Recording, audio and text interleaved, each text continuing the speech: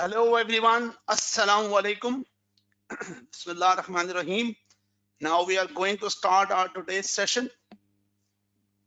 I am Hussain Qazi, your facilitator for Practice to Pass March 20 for ACCA Financial Management Practice to Pass March 20 session. Today is our day 4 and I hope that screen visualization is clear to you.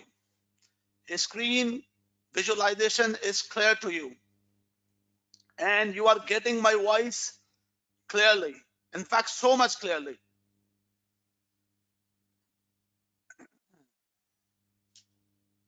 Hello everyone, I am Hussain Qazi and I'm your facilitator about financial management practice to pass March 20 session, and today is day 4 session.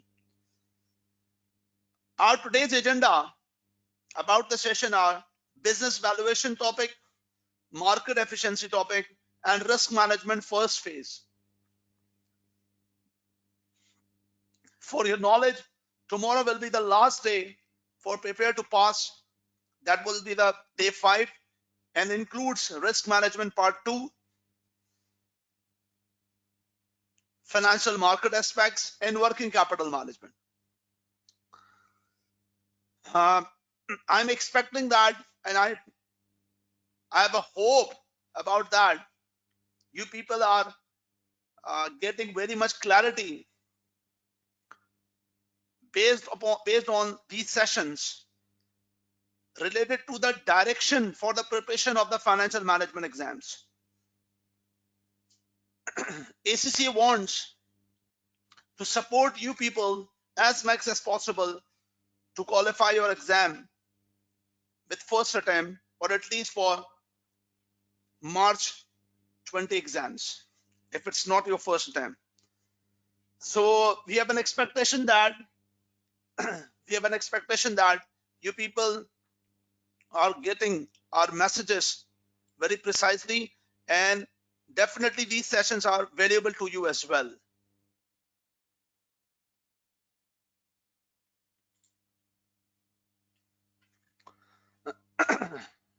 Okay, candidates, let's start the today's topic. First topic, that is business valuation. That's about the business valuation.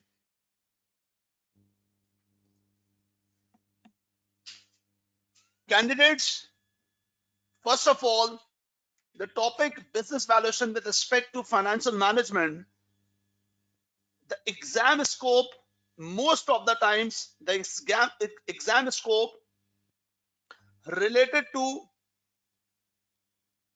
section B, one complete question, and some part of section A, and some theory aspect,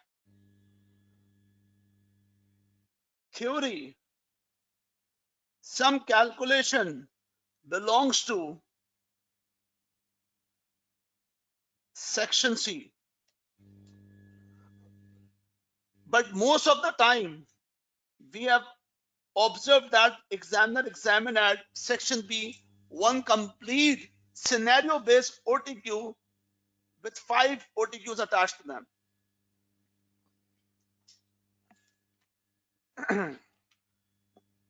And you know very well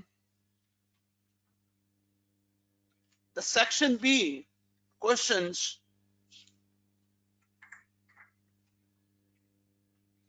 having total marks of 30, that means 10 marks each. So observation is that 110 marks at least belongs to section B, and overall scope reflecting 15 to 18% proportion of the syllabus related to business valuation. Number one, the most important thing, first thing is that why a company why a company needs for this topic for business valuation. Why a company needs this topic with respect to the business valuation. Because initially we are introducing this topic. So I'm just giving an overview about this topic, then entering to the questions. Candidates, do remember one thing. The topic business valuation is required for the purpose of acquisition, mergers, demergers, and so on. The purpose of this topic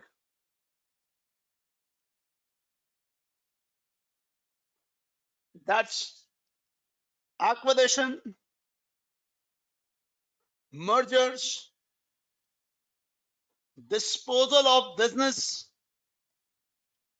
Even if a private company wanted to become listed as a public company,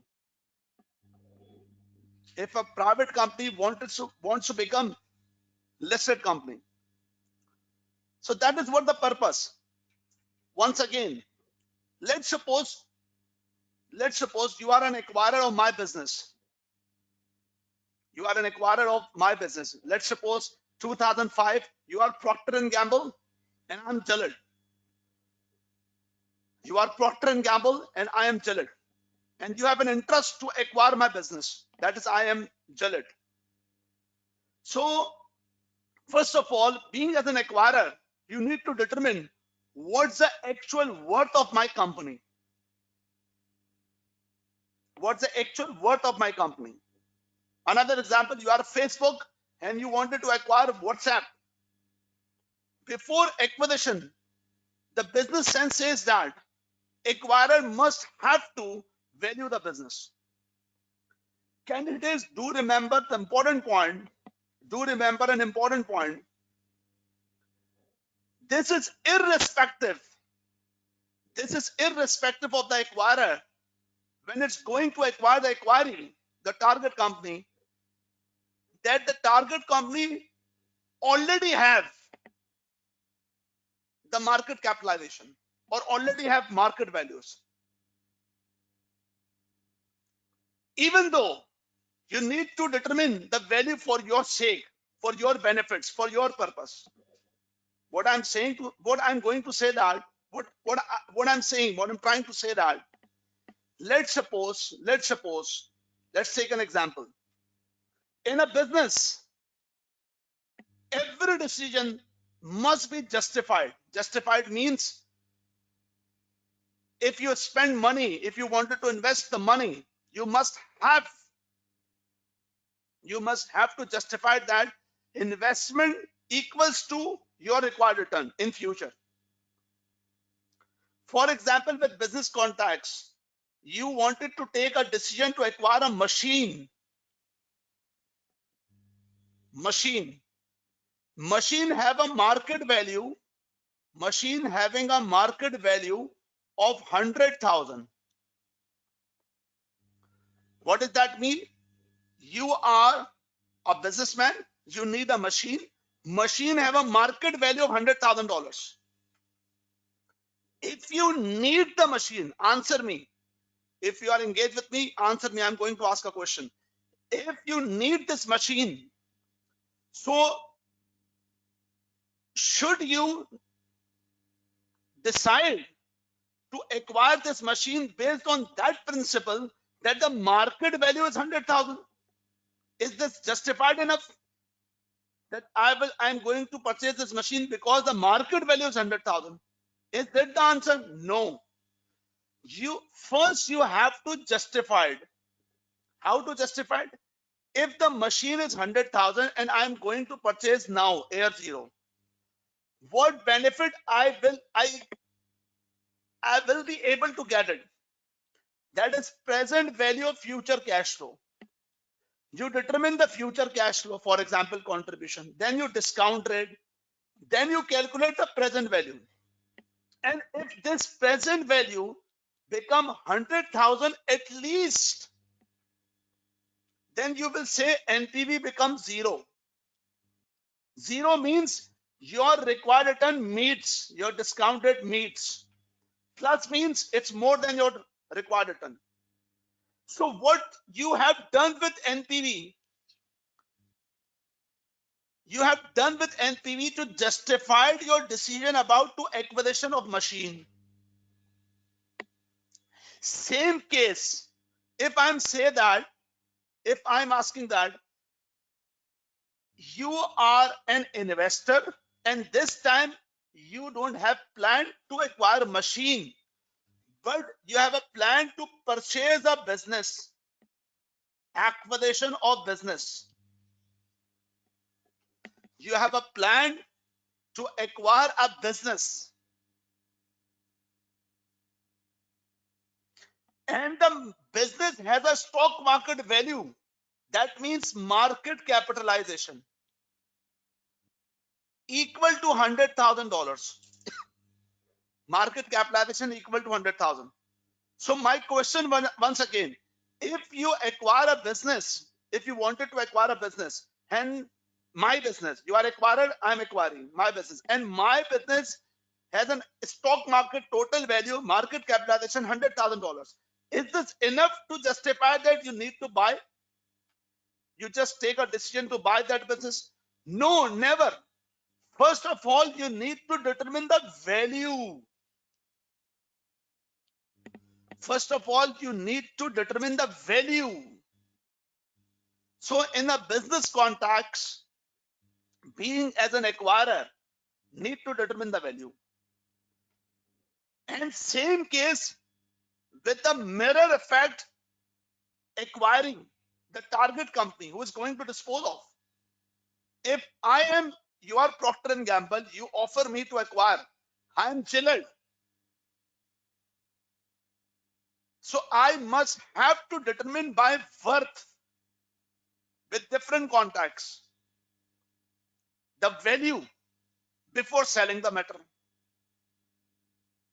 And same case, if you are a private limited company and you have been engaged with the business since last 15 years and you wanted to list your shares. So before listing, you must have, initially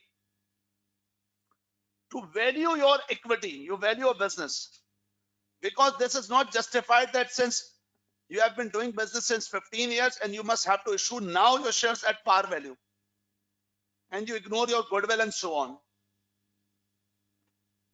So number one, the background of this topic is that we are here to discuss about business valuation. Why do we need to determine the value? We need to determine the value because of the reason, for example, acquisition, merger, disposal, private, limited, public. Number three, the third point. First point is scope of exam. Second point, purpose of topic. Third point, how this topic works. Candidates, listen carefully. Listen carefully. What is business all about? Business is this. That is total assets. This is business. That is total assets. That is total finance. That is debt. That is equity. This is business. First, we arrange the finance. Then we invest the finance in the assets, machines. Then we utilize the assets to generate the profit. That is PBIT, operating profits. That is business. If someone says that value of business, so number one, value represents not per year matter. Value means total. What does that mean? For example, if you have your mobile phone, you purchase your mobile phone, and someone specified that estimated life of your mobile is 3 years. And right now, 1 year has gone. So if I say to you that, what's the total value of mobile? You will say that remaining 2 years. Means whatever the expected benefit we can get, we would be able to get from the mobile. That is the value. So number one, value means accumulation, total worth. Whenever we think about the term business valuation, we have to consider this point. That is the value of business, total assets, total worth. But this total worth belongs to debt holder and belongs to equity holder as well. Belongs to debt holder and equity holder. But these are two different stakeholders. That's equity holder are different, debt holder are different. Now hold this point. And I'm giving you one more point, and you must have to remember in your mind, always in your life.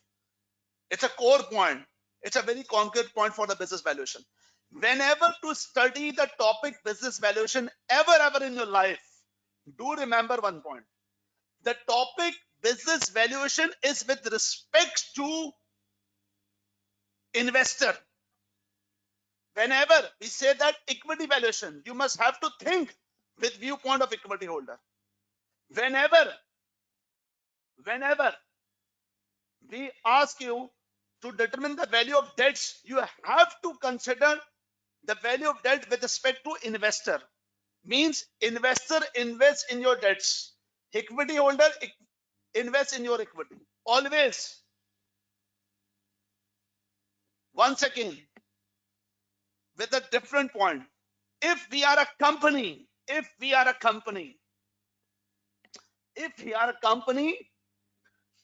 as a finance manager, we are calculating the value of equity. We always think with viewpoint of equity holder. If we are a company and we are thinking about valuation of debts, our point of view for the valuation must be with viewpoint of debt holder. This is the very critical point you have to bear in your mind. Now, how this topic works with respect to FM examination. FM examination says that you have a knowledge to determine the value of equity valuation. So we will work out for the equity valuation with respect to equity investor. With respect to equity investor. So business valuation, first topic. Business valuation, first topic, that is equity valuation.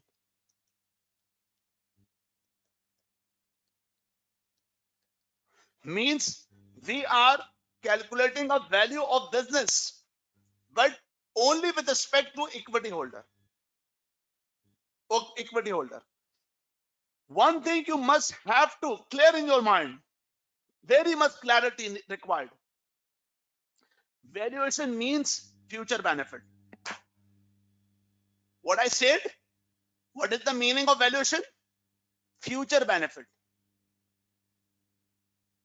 Are you listening what I'm saying? What is the meaning of valuation? Valuation means future benefit. With respect to whom? If I'm saying equity, that means equity holder.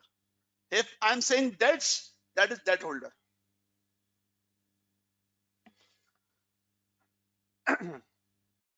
And very precisely,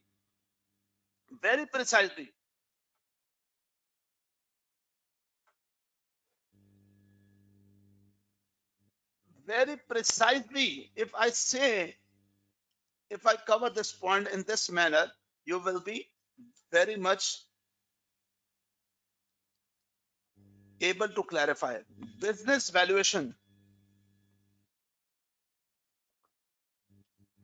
If I say equity, and if I say debts. So once again, business valuation means value of equity with viewpoint of equity holder. Debt valuation with viewpoint of debt holder. I have only one question to you. If you are an investor and you invest in equity, your future benefit is fixed or certain. Is this fixed or certain? Yes or no? If you are investing in any business in equity, your future benefit are certain. No, never. That is the beauty of equity. You are a partner of any company, you are a sole owner of business, you are a shareholder. Your returns, your future benefit, not certain. But if you invest in the debts, if you invest in the debts, your future benefits are certain. That is only interest. That is only interest. So that is why there are multiple methods to value of equity. But there are only one method to value of debts. With respect to equity, one method name is net asset method. One method, another method, that is PE ratio method. One method, that is earning yield method. One method, that is dividend valuation method. Another method, that is present value of future cash flow. Or it's almost not the part of your syllabus. Very rarely examiner can examine present value future cash flow because it's actually part of the AFM. These are different methods, and don't ever confuse about this question. Which method is more suitable? No. Every method has its own. Every method has its own dynamics. You have a knowledge of what is the method about, and what are the plus and minus of the methods. Means calculation of the methods, plus and minus. But on the other hand, it's never ever possible somebody examiner examine you which one is method, which one is the best method. No, no, no, no. And for debt valuation, there is only one method we will discuss later, and that is called redemption yield method.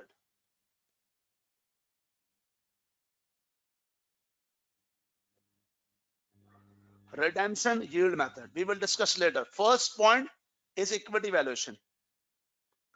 First point is equity valuation.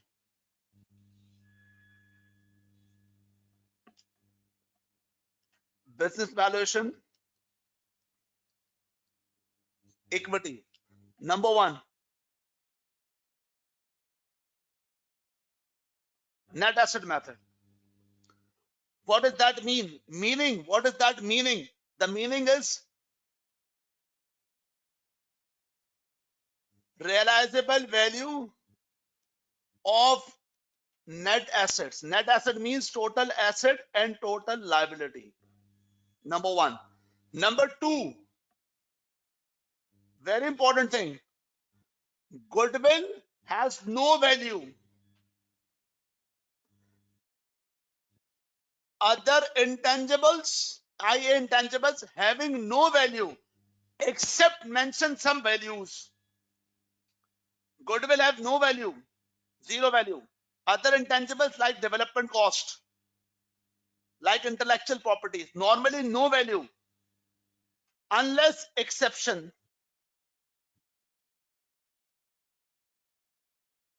If the exception there, examiner will tell you. For example, any bank has a software, customized software, having no realizable value. But it may be possible bank has a software which is available to sell to others. If it's possible, then examiner will tell you. Realizable value. Number two, the most important thing. What is the use? What is the use of this method. What are the dimensions? It shows the minimum value.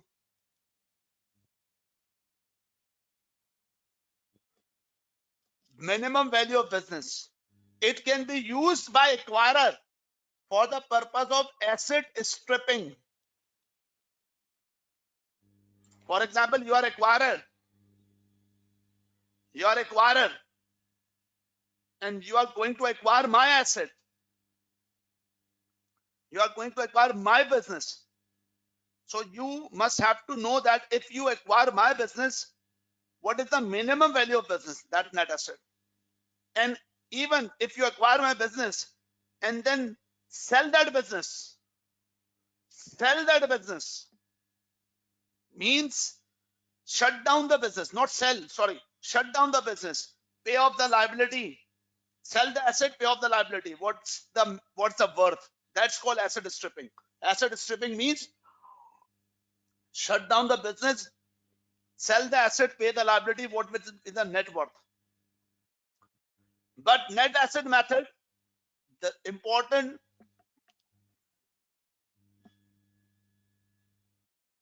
limitations, it ignores the market dynamics.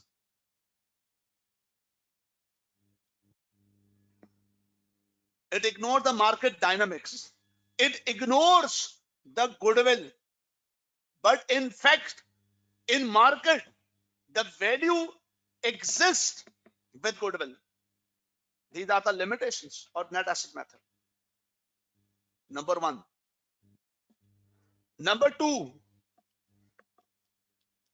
PE ratio method. Number one, PE means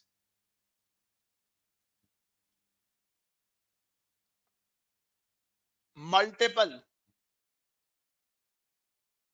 That is potential.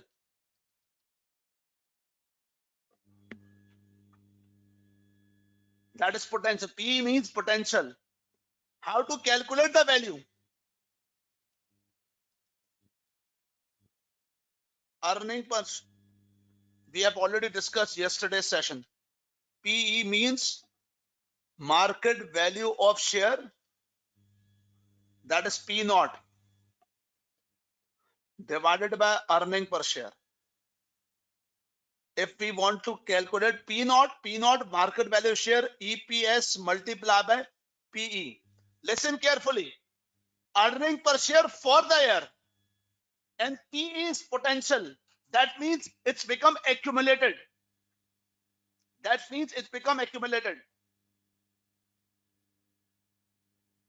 Now, the most important thing about the PE ratio, PE, if you are acquirer and you wanted to acquire my company, if you are an acquirer, you wanted to acquire my company,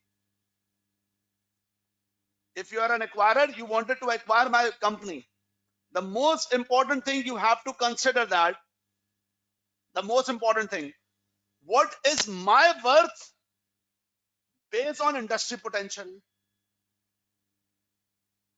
This is a theoretical statement, candidates. You must have to aware it. So what is my worth, acquiring worth with respect to industry potential? So what you do, you just take up EPS of my company, means acquiring, and multiply with the potential of industry. That's important. That's important. Next thing, you maybe calculate the value of acquirer based on your own potential. For example, you are a bank, you have 500 branches. I am a small bank having only 50 branches. Having only 50 branches. You wanted to acquire me, means a big bank going to acquire a small bank. You can determine my value. How? Based on your own potential. Yes, it's worth. You will take up my EPS, means small bank EPS, and multiply by your own potential. So what you get, what result you will get? You will get the result. What if you are going to acquire a small bank and run with your own potential? What will be the total worth? So number one, candidates do remember in the exam, P ratio calculation is good. You have to be perfect with it. But likewise must have to focus about theoretical aspect as well. P ratio represents the value of business. The value of business based on potential. Potential of acquirer, potential of industry, like this. Important point. Very important thing you have to consider with respect to the PE ratio. With respect to the PE ratio.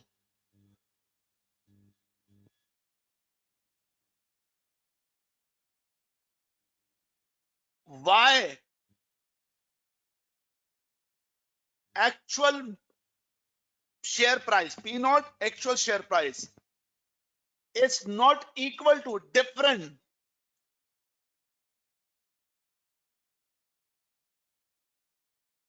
value by PE. For example, let's suppose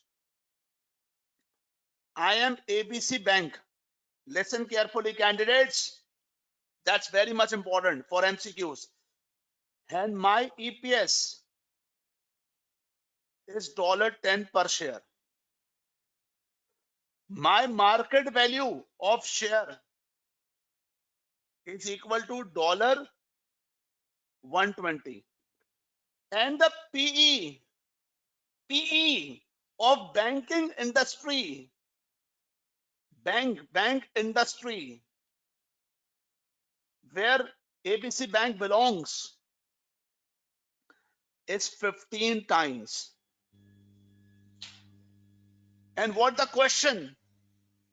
The question one, calculate ABC Bank P naught by PE. And you just calculate. You calculate EPS, sir, $10. Multiply by PE of bank industry, banking industry, BI banking industry. That is 15 times. Means if APC earned $10 and banking industry potential 15, that means $150. The price should be $150. That's calculation. That's 1 mark. Another 2 marks. Why this price $150 is different the actual share price? Because there is a difference between the potential of industry and potential of ABC Bank. Use the common sense. It may be possible in the real situation. The industry potential is different and the company's potential is different. Yes or no? You will answer this question. The PE of ABC. The PE of ABC. And what is the PE of ABC? P naught divided by EPS. P naught is $120.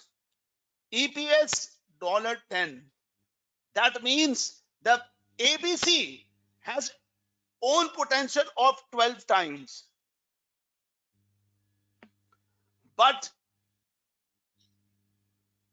the industry potential is 15 times. It means ABC potential is less than the industry potential and they are performing less. Are you getting the point what I'm saying?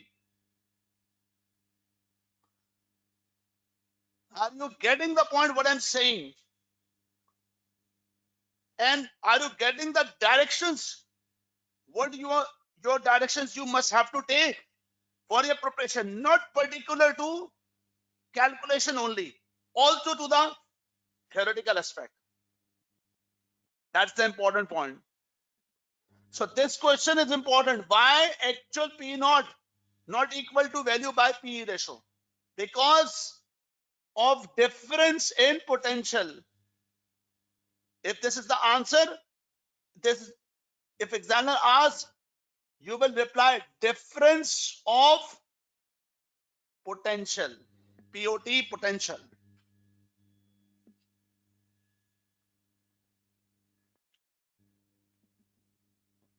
Difference of potential. Now candidates, another important, that is dividend valuation method. Dividend valuation method. It shows, number one, the fundamental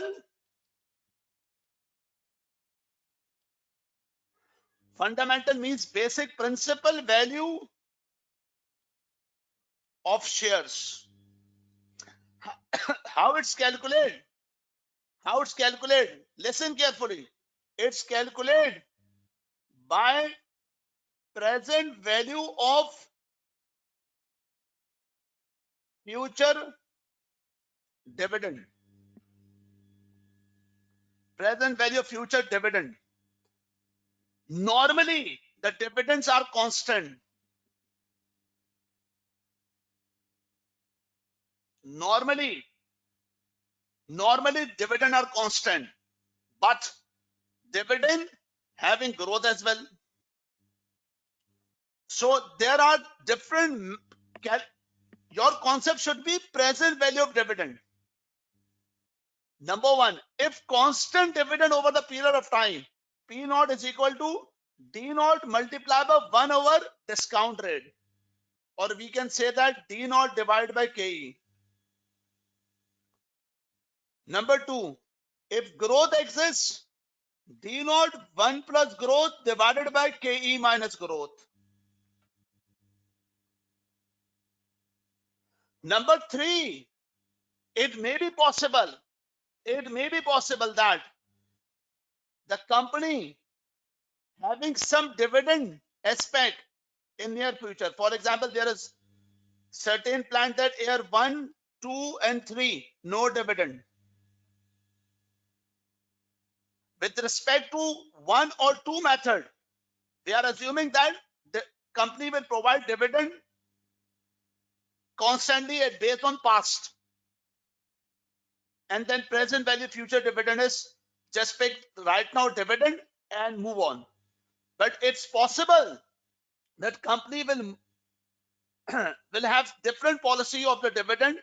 For example, no dividend, for example, first 3 years, but 4 onwards, it should be continued. So with third case, the concept same, present value of future dividend, but year 1, 2, 3, no dividend. But mathematically, the dividend will start from this point, and mathematically we can say that perpetuity, but delayed perpetuity, either with growth or without growth. One more example. For example, it may possible year 1, 2, 3, the company has a policy to cut the dividend, 50% cut the dividend. 50% dividend cut. It's another example. And then year 4 onwards, continued like this. Once again, the principle same, present value future dividend.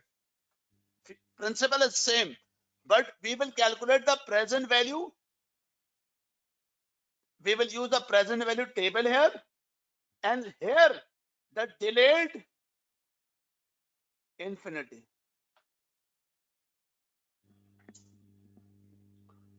We will count the delayed infinity. That is the point. That is the point. So Number one, this green marker is the concept. That means dividend valuation method, present value, future dividend. These are maths.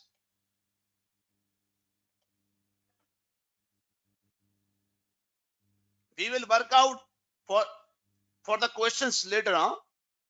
Number three, what are the dynamics of the dividend valuation method? What are the dynamics about the dividend valuation method? Dividend valuation method shows the fundamental value, but dividend valuation method have some limitations. Some limitations. And limitations belongs to variable. For example, growth of future not continued. For example, we have a past growth rate, but the perception about the dividend in the market is different. So that's why there is a limitation over there. KE having some limitation means KE with CAPM, and CAPM has some limitations. For example, in KE, RF is a single period model. Single period means RF is current period. In future, RF may change. Beta having all limitation. All these matters. All these matters. Growth, KE, all these points.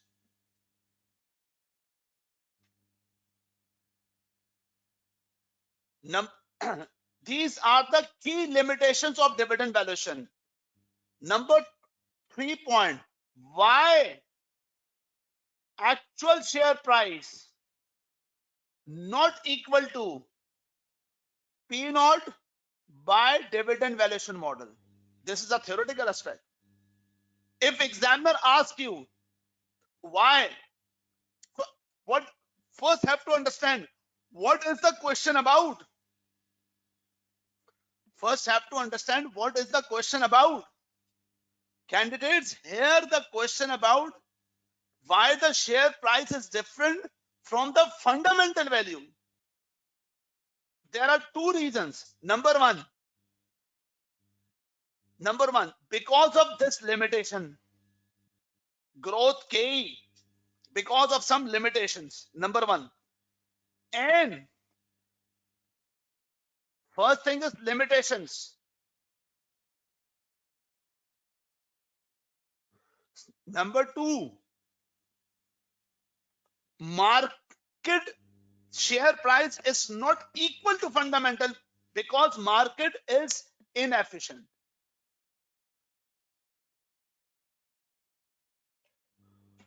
Market is not actually opt or absorb the information as should be, like fundamental. Market efficiency problem. Or we can say that investor not act in a rational matter. That means market is inefficient. We will discuss this point, market efficiency, as well. And one another method, that is earning yield.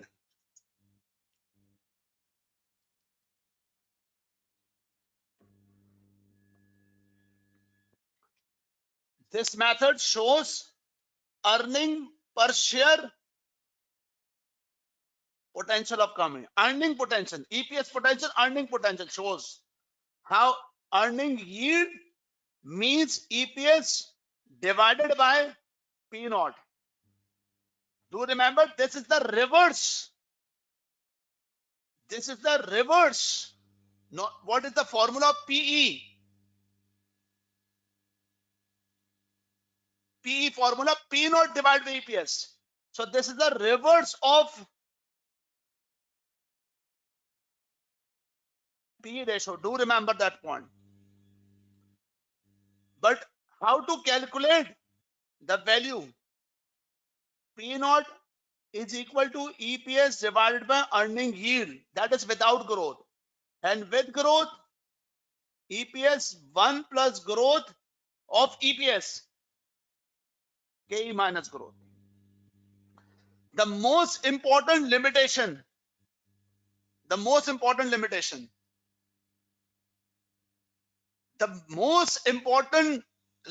of the earning yield,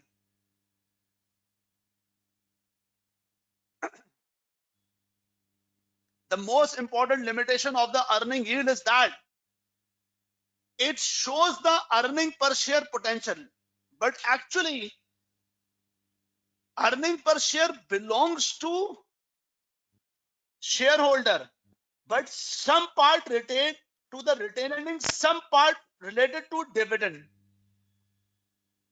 some part related to retained earnings, some part related to dividend. So that is the point.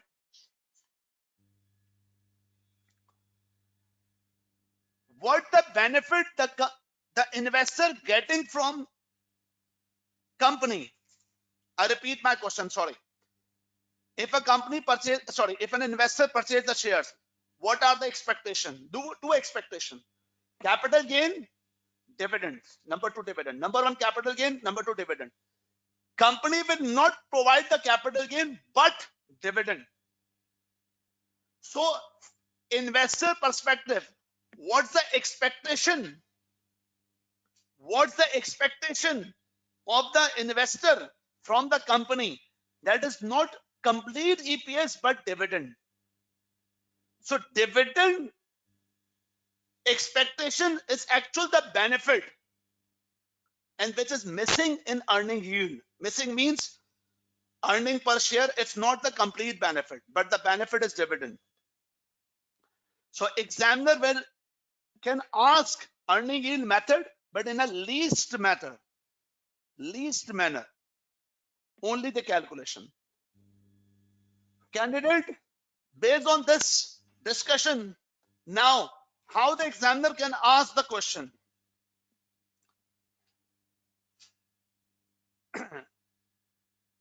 How the examiner can ask the question?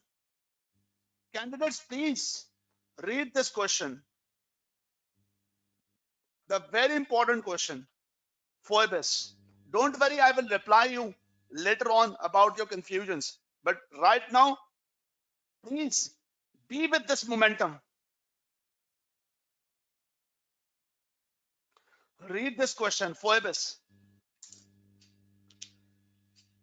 Candidates, number one, this is a business valuation question having 11 marks.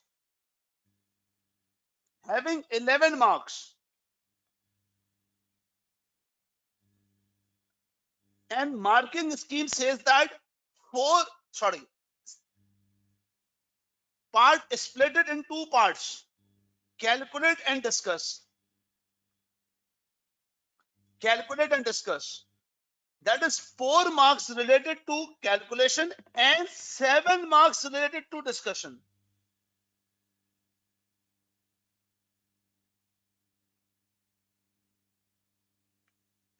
That is the point. What is the question about? Phoebus is considering a bid for Doneca. You have to understand the point. Both companies are stock market listed, same business sector. Financial information, Doneca, which is shortly to pay its annual dividend, is as follows. Number of shares, 5 million. Ordinary shares, 3.3. Means you are Phoebus, I am Doneca. I am Doneca. You are going to acquire my company. Doneca is a listed company having a share price of $3.3. Earning per share this. Proposed payout ratio this. Dividend per share this. 1 year ago. Dividend per share 2 years ago. Equity beta 1.4. Average sector PE ratio 10. Risk-free return 4.6. Return on market 10.6. What is the calculation? Calculate the value of Doneca using the following method: PE ratio and dividend growth.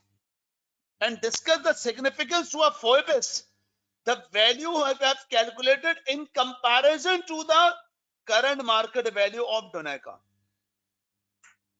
Examiner asked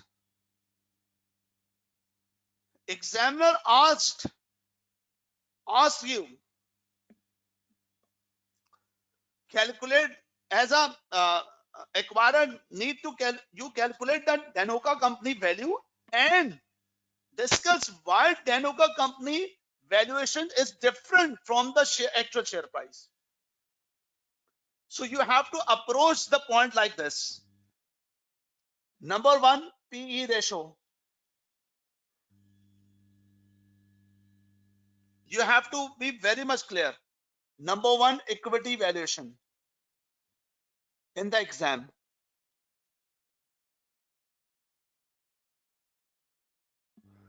Equity valuation. Number one, by PE. That is earning per share multiplied by PE. Earning per share 40 cents and price earning ratio 10 times. So that means 0.4 into 10 times is equal to $4. But you have put it your effort to get only 2 marks. And the remaining part of the discussion related to P ratio at least 4 marks or 3 marks, you are very least concerned. And examiner asks why P not actual 3.3 is not equal to different $4. Means the company share price $3.3 is not up to the mark. And you will discuss this point with the combination of theory and calculation. With the support of this, the PE of Danoka, that is P naught divided by EPS, 3.3 divided by EPS, 0.4, 3.3 divided by 0.4.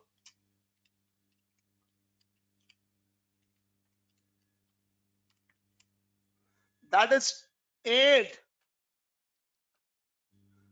And you will mention that the potential of Doneca is less than the industry. The potential of Doneca is 10 times. Sorry, is 8.5 times. In fact, the industry potential is 10 times.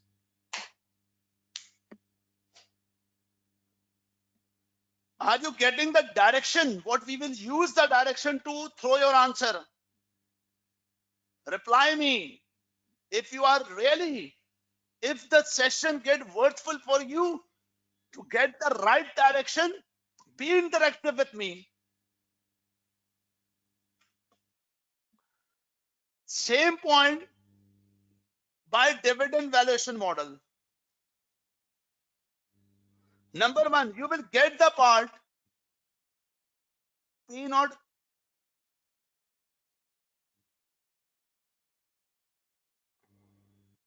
So what the variable you need? Number one, D naught.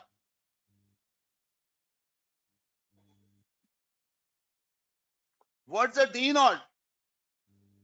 If earning per share 40 cents and payout 60%, that means 24.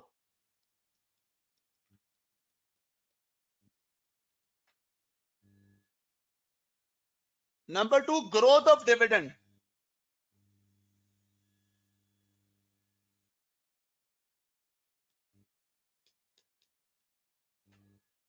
0. Calculate the growth candidates 0.24. 1 year ago, ignore 1 year ago. Get 2 years ago, 22.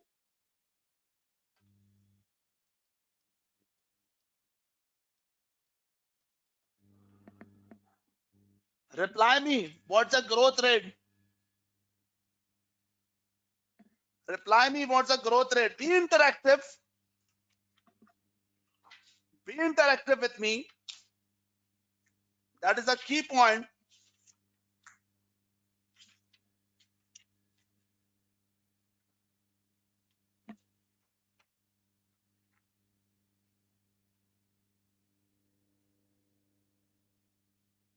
That is 4.46 or 4.5%. That's KE by CAPM. That is 4.6 risk-free, risk premium calculated by market risk minus 4.6 multiplied by beta equity 1.4, and you calculated 13%. And now P naught, just put it the figure, D naught 0.24, 1 plus 4.5% divided by 13% minus 4.5%, that's equals to $2.95. And there is another discussion, that is P naught by dividend valuation model. P naught by actual share price. And actual share price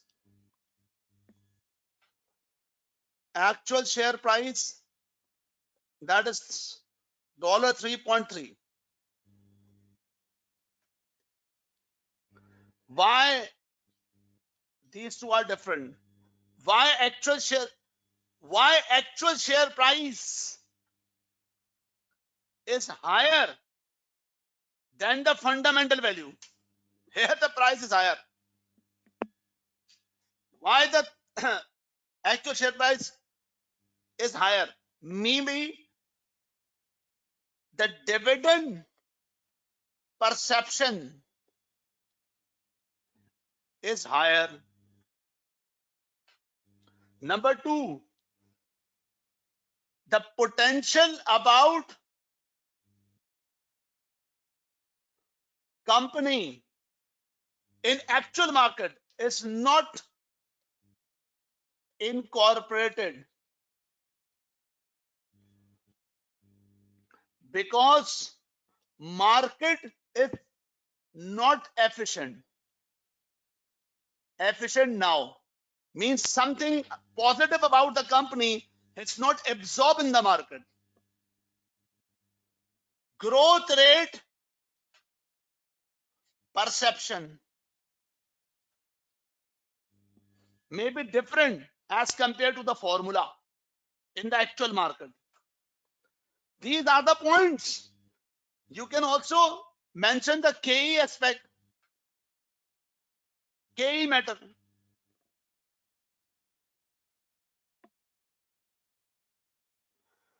Catherine, for the sake of the KE calculation, you can refer my yesterday's lecture very precisely. You can get a great idea about the CAPM.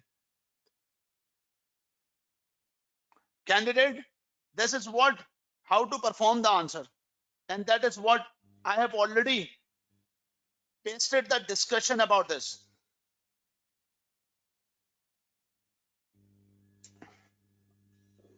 You must be very much clear for this. This is 7 marks.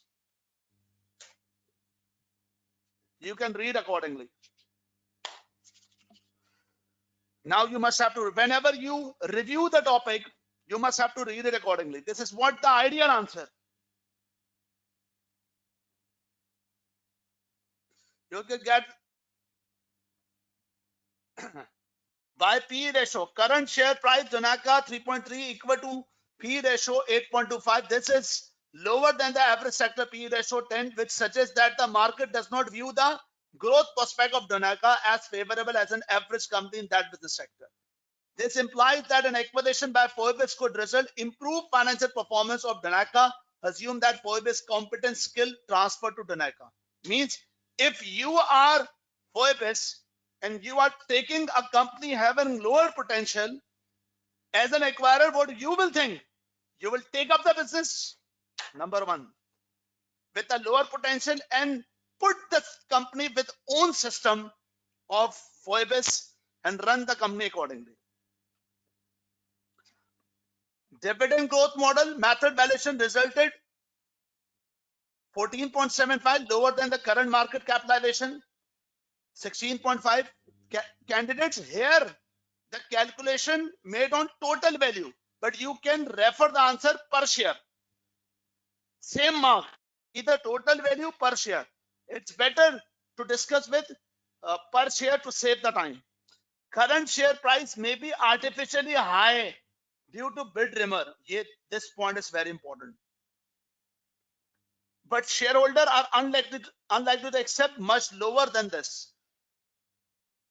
Dividend growth model uses expected growth rate and calculate KE, which is subject to error. This is the limitation of dividend valuation. Candidate, this point, I want to discuss this point, this last 2 points. Sometimes it happens, listen carefully. For example, you are going to sell your car. You purchased your car 3 years ago. Now, due to some reason, you are going to sell your car. Before going to showroom or to the market to sell or to take a picture and put on OLX, you must have to wash your car. Definitely, you have to service your car. In fact, I'm sorry, I'm not personalizing you. Even though you haven't washed your car since 3 years, since last 3 years, but you have to wash it. You have to make a rubbing, polishing. Why? Is that the illegal act? No, it's your right to portray your car in the best manner to get the best price. Same case, just eliminate the term car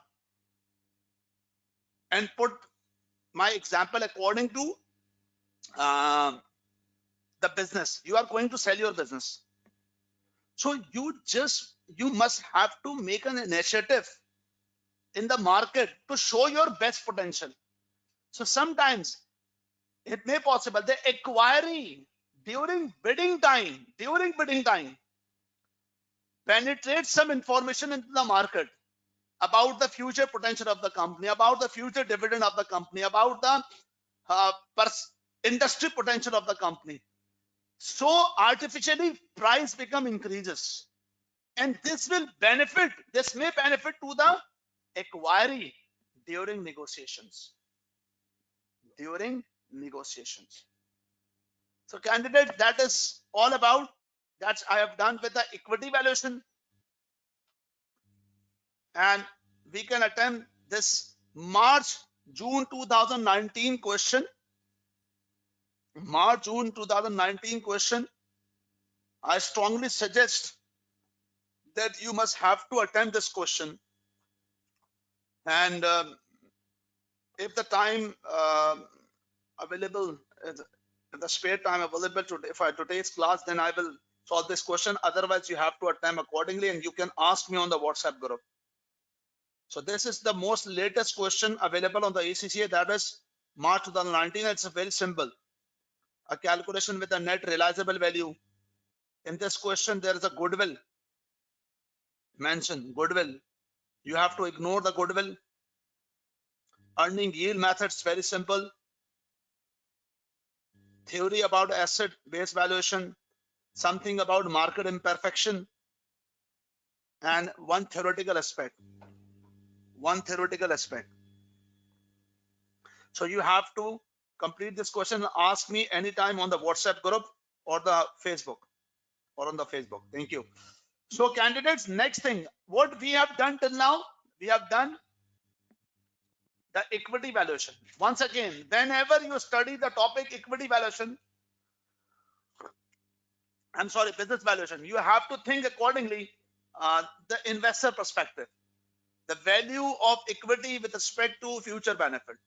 Now, same case, business valuation, debt valuation. Perspective with, if we are a company, answer me, if we are a company and we are going to issue the bonds, if we are a company and we are going to issue the bonds, we are borrower or lender? Answer me. It's a very common sense question. Quick. Borrower or lender? Two answers. Borrower, lender, lender. Oh no. Oh, for God's sake. Just 2 to 3 weeks are remaining. We are a company and we are going to issue the debts. We are borrower. We are borrower. Amar Ashraf Priyash, we are borrower. But yes, Hafiz Saab, you are right. We are borrower.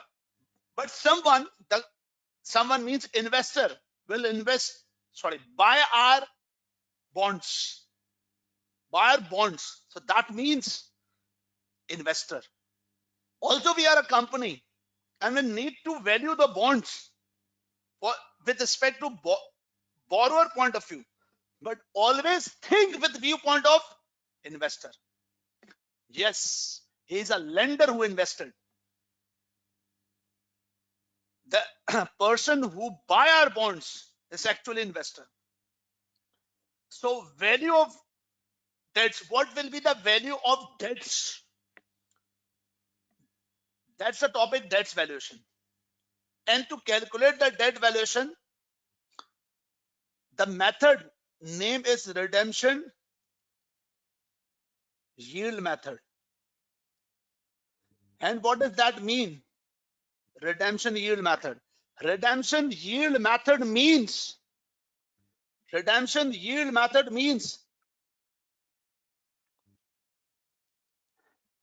value of future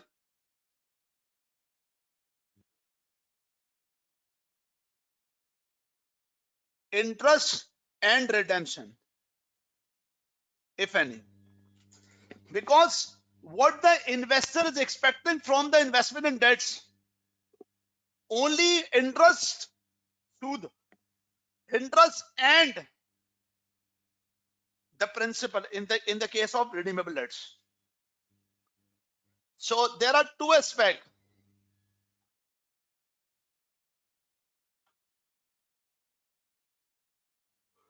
Redeemable debts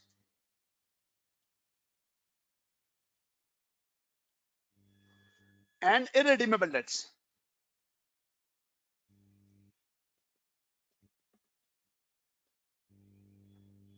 Redeemable debts, value of debts is equal to present value of future interest plus redemption. Irredeemable debts, present value of future interest only. Present value of future interest only. That's all. Do remember, always use the discount rate. That's market rate of interest or KD. Now let's take an example. This one is an example. Let's take an example, huh? Very simple and straight example. This is June 2015, question number 10. Read the question once. Read the question once, candidates, make it quick.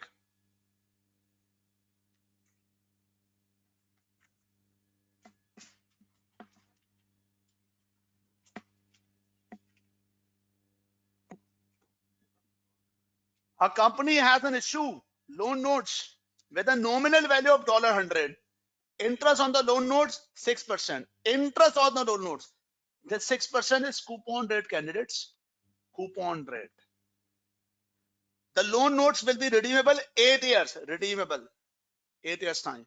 5% per annum. Nominal value. The before tax KD 7% per year. Do remember, always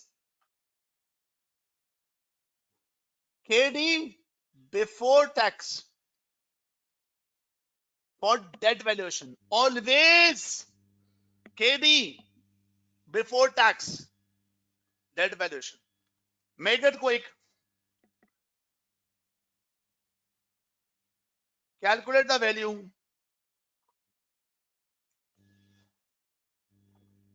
That is present value future interest. What is the X interest market value of each loan note? Yes, calculate and reply me. Make it quick. Here's zero. Cash flow. Sorry. Heirs. Cash flow. Candidates, listen carefully. Listen carefully. Attempted, but made a mindset. There is a 6% loan notes. Listen carefully. There is a 6% loan notes. Par value $100. Redemption 8 years. Add 5% premium. And the market interest rate 7%. Listen carefully. Before starting the question, make up a plan. Examiner asked, if asked to calculate the value, first conceptually very much clear. You must have to calculate with respect to investor. And think like this. If an investor going to invest, what will be the future benefit? And future benefit according to this discount rate. That's all. So what will be the future benefit? It's a redeemable debts. So if invest 8 years, get the interest 6%. This 6% is coupon rate. Coupon rate always apply at par value. This is law. We have already discussed yesterday. Interest always based on coupon rate multiply by discount rate. That's important. Number 2, at the end of the day, 8 year 5% premium. And all the cash flow discount with 7%. Now, calculate. Years, 8 years. Interest, cash flow, per year interest, 6. Discount rate, 7%. Simple annuity. At the end of the day, redemption plus 5% premium. P stands for premium.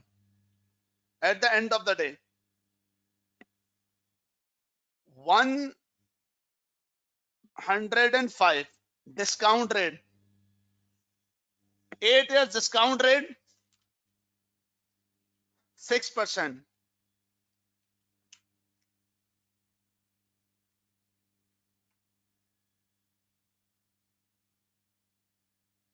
Eight-year discount rate 6%. NVT. Please reply me. What's the NVT? How much the NVT? Please reply me. How much the NVT? 5.971. And what's the discount rate at the end of the day? What's the discount rate?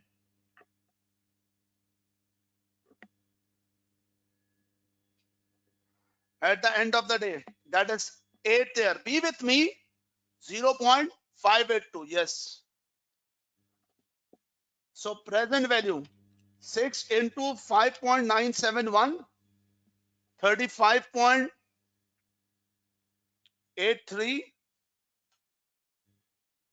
and 105 multiplied by 0.582, 61.11. Total value 35.83 plus 61.11. That is 96.94. That is the market value of this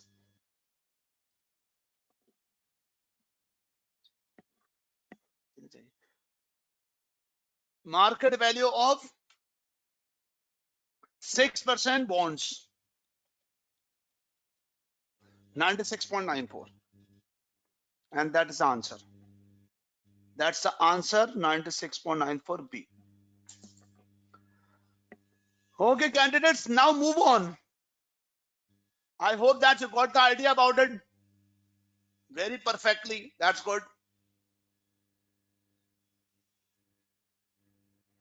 Now, candidates, another important point.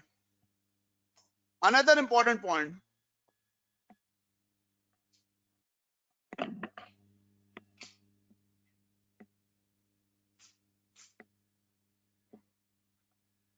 Another important point.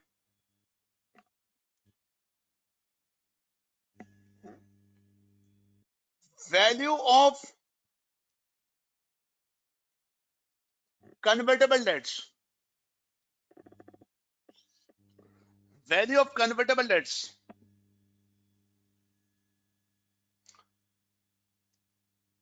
Value of convertible debts. What is the meaning of the convertible debts? Number one, convertible debts means if the company issue the convertible debts or the investor acquire the convertible debts, this is like the redeemable debts, but at the end of the redemption, there are two possibilities or two options given to the convertible debt holder. Two options. And what are the particular two options? What are the particular two options? Number one,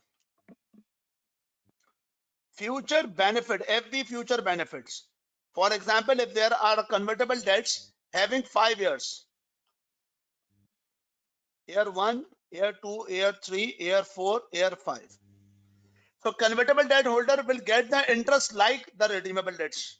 But at the end of the day, redeem or convert. Redeem or convert at this point.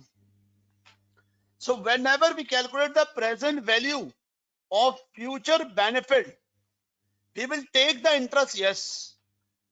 But we need to assess that from now, what is our expectation? Either redemption value is higher or convertible value. Whenever we calculate the value of convertible debts, market value of convertible debts, we need to determine the conversion value at the end of the day. And for conversion value, what we need, do remember, redemption value pre-decided. Pre-decided at par, at premium. But the conversion value, number of shares, which is already decided, multiply by expected value of share price. Means P naught now multiply by 1 plus growth rate power n. This is the expected value of share. With this working, we can calculate the conversion value. We can calculate the conversion value. Redemption or conversion. So whenever we calculate the market value of convertible debts, we need to determine the redemption and conversion value and we will take up the higher one.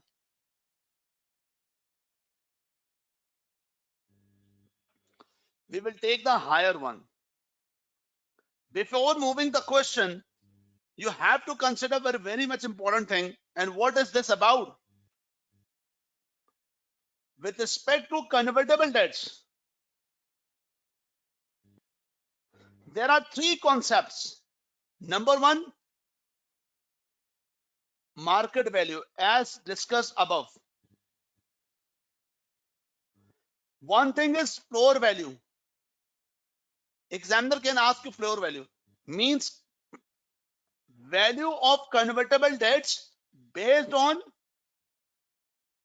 RV, redemption value. Floor means minimum. Floor means minimum. And third thing is conversion premium. And which means value of convertible debts, market value. Let's calculate A, B, C. Let's calculate A minus conversion value now.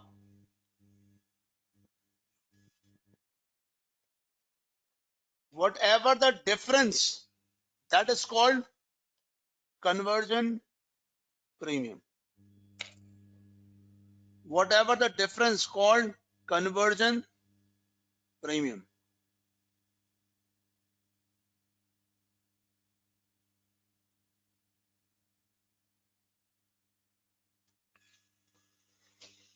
Now, take up a question for the practice purpose.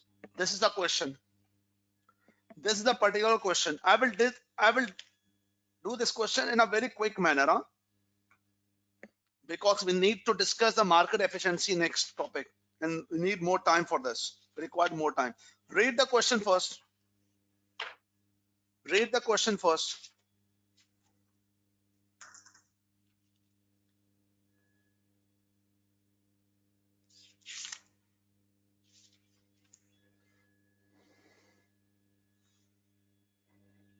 Yes, Forbes company has an issue 9% bonds, which are redeemable at their par $100 5 years time. Alternatively, each bond will be converted on that date 20 ordinary shares of the company. Current ordinary share price Forbes company $4.545. This is expected to grow at a rate of 6.5% per year for the foreseeable future. Forbes company has a cost of debts of 7% per year. I will take a break just after 5 minutes after completion this question. So be with me for this question. Calculate the current market value of each $100 convertible bonds. That is market value, floor value, conversion premium. That is 9% is the coupon rate, par value 100, 5 years time, and conversion with 20 shares. If nothing is mentioned, that means redeem at par. So number one, market value. Before market value, we need to determine the conversion value, or I can say that conversion value or redemption value. Redemption value is pre-decided, $100. It's very simple. But what about the conversion value? Do remember, here we need to calculate conversion value with respect to future. And right now, the Forbes share price is 4.45. Multiply by 1 plus 6.5% growth rate, 5 years. And all these must be multiplied by 20 shares. So expected share price become 4.45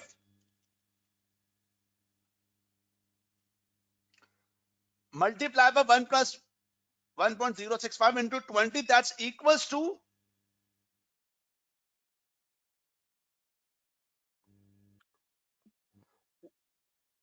$122. So expected redemption conversion value, we will take the higher up and calculate the value. It's very simple. Present value, future benefit, interest, and higher one is conversion value. Years, how much the time period? 5 years. Conversion year, 5th year. Expected cash flow with the coupon rate, that is 7%. Sorry, 9%. 9. Conversion 122. Discount rate, present value. Make it quick.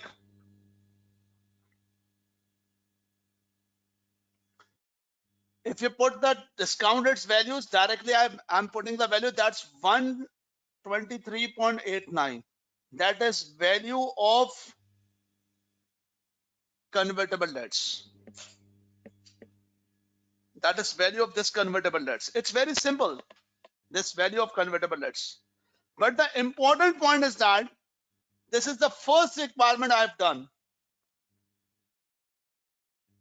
Second requirement, floor value. If examiner asks floor value, floor means what's the minimum value?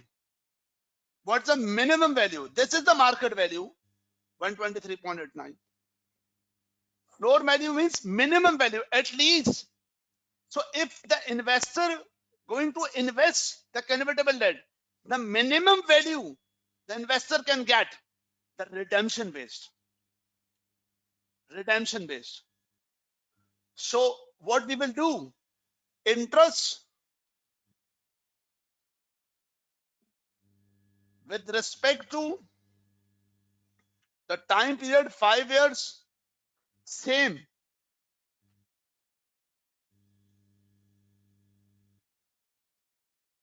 That is 9.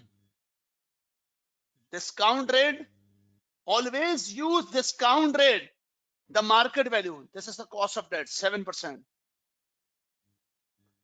Discount rate, 7%, KD, 7%.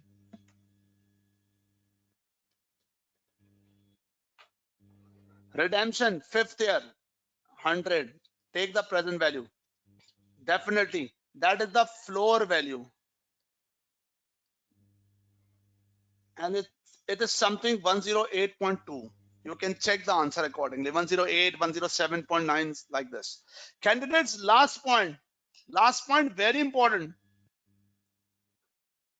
Candidates here, please make an attention here.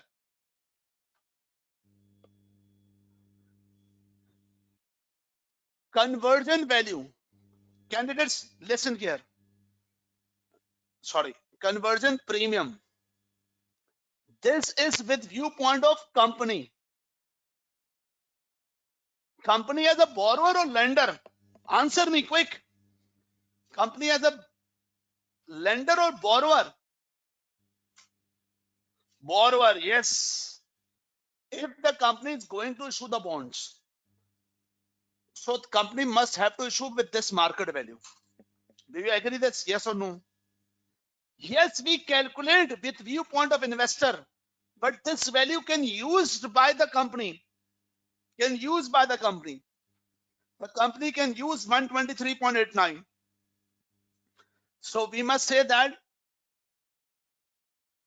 market value of convertible debt 123.89 minus conversion value. But here the conversion value not future, now. And listen my words. What the conversion value means here. Listen my words. Listen my words. If the company issue the bonds now, the company can get the future immediate cash flow 123.89 as a borrower. But instead of issuing the convertible debts, what if the company is issuing shares now? 20 shares. Company issuing the shares now, 20 shares. Right now, the share price, right now, 4.45.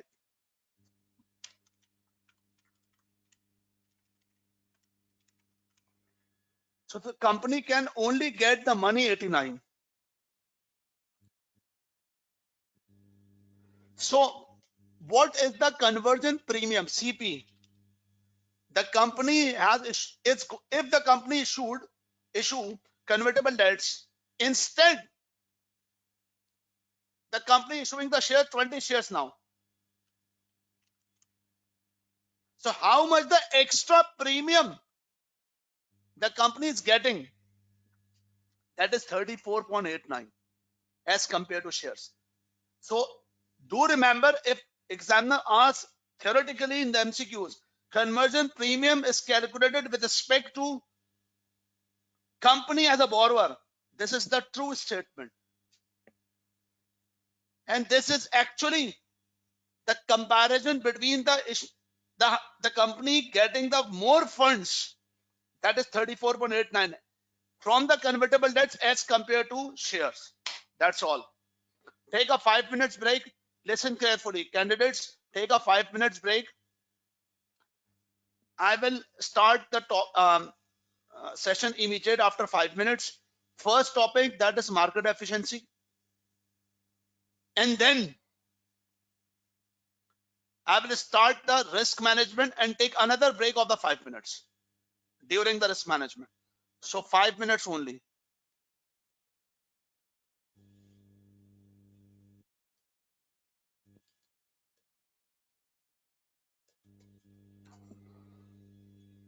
Thank you very much.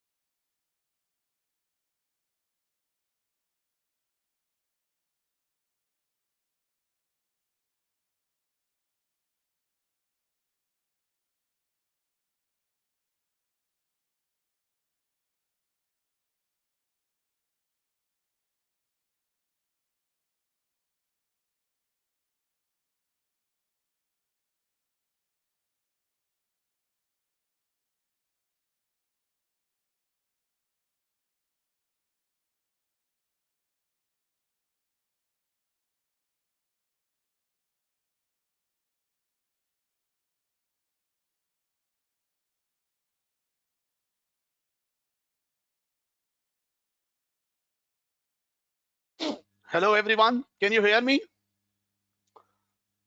Hello, hello, hello, hello, everyone. Can you please reply me about your presence? Temur Safdar, you can uh, type the question here, or in fact, you can ask me on my WhatsApp group as well. WhatsApp group link is available on the screenshot.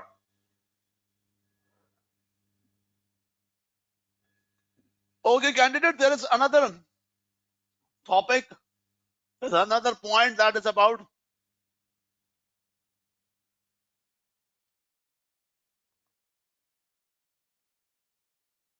market efficiency.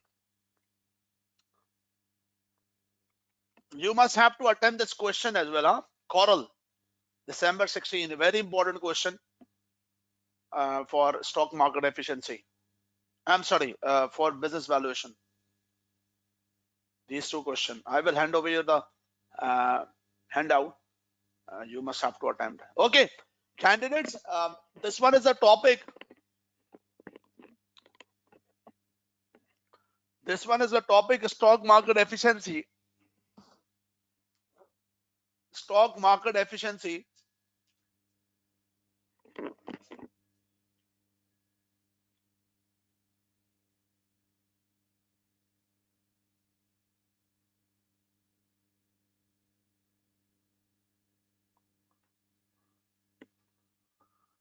Okay, candidates, what is the topic about? What is this topic about? Before understanding this topic, before drilling down this topic, we need to spend not more than 15 minutes for this topic. But I will give you a proper direction about this topic. Okay, before starting this topic, the term stock market efficiency, that we need to understand the term market efficiency. What is the meaning of the term market efficiency?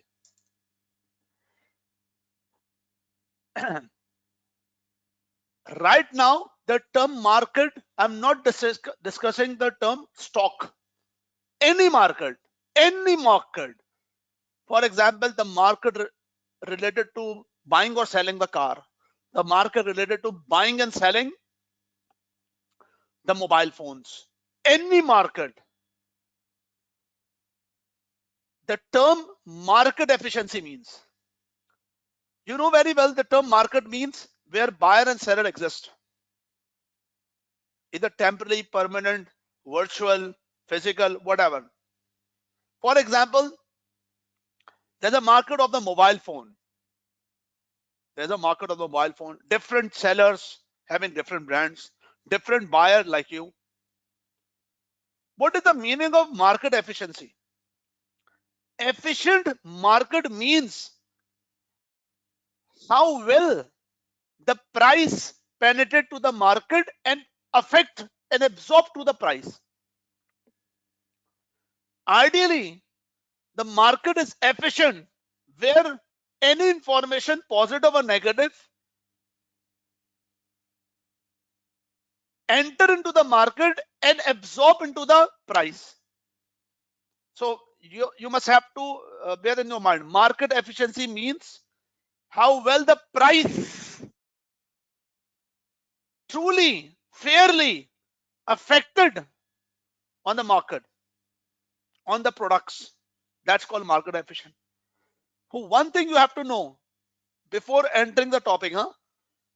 If market, if information penetrated to the market and incorporated to the price, that means market is efficient.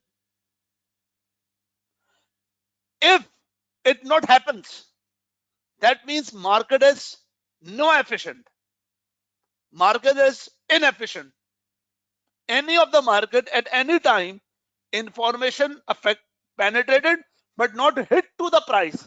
That means at that moment, at that time, or at that moment of time, the market is not efficient.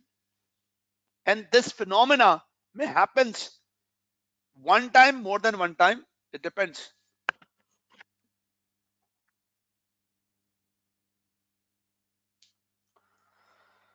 This is important. Huh? I'm not discussing anything stock market efficiency right now. I'm not discussing anything weak, strong. Leave it. For the timing, leave it. This is number first point, market efficiency. For example, there was a case about the Huawei a couple of months ago, and there is some rift between the American economy or American representatives, specifically with respect to the Android or the Google, not that there was information not facilitating to the Huawei. So when this information penetrated to the markets all over the world, the immediate impact, until unless Huawei not announced that our own um, system exists or we are launching our own operating system, in the meantime the price dips. At that point of time, price dips. Yes, at that point of time the market was efficient, immediately correct. Hafiz sir, this is the time, this is the era of WhatsApp, this is the era of technology. In a nanoseconds, information penetrated and reflect to the prices. But we will also discuss where the market is inefficient. Okay, number two, very important thing. Number two, what is the meaning of past information? First, we need to understand the past, public, insider. Past information, I'm not discussing hypothesis. Hypothesis is the third part. Number two, what is the meaning of past information? Past means any of the information entered into the market and it become matured. Mature information, not immature. What does that mean? For example, if there is an information about the dividend announcement in the company and that information penetrated that the company will provide huge dividend, this is not mature information. Once the company have provided the huge dividend, that's become mature. Past means all the mature information. For example, another example, company historical information, historical data. The company historical 5 years dividend announcement, that's mature. The company's last 5 year audited accounts report, mature information. For example, iPhone success story or iPhone 10, iPhone 11, iPhone 7, 8, success launch, got the success. For example, Samsung Note 7 issue, that was disaster. That's past, mature information.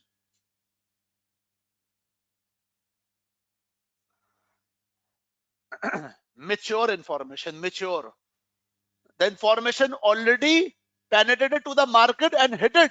That's matured. Public information. What is the meaning of public?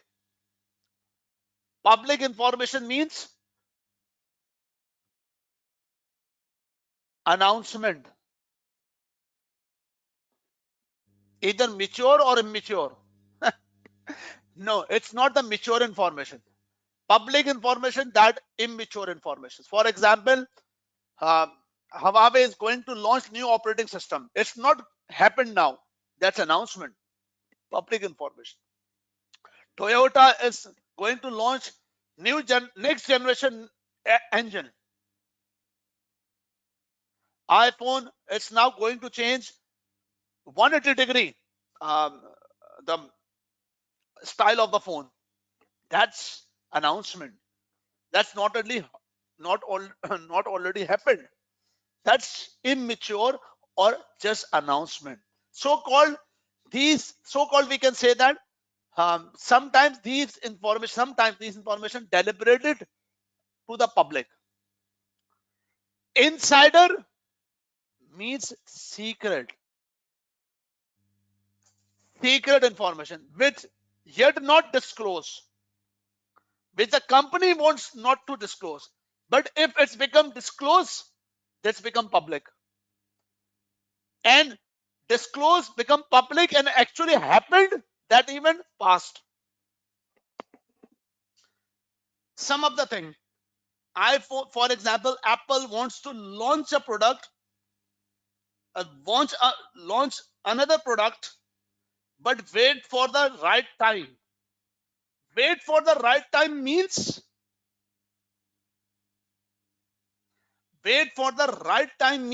that's insider information.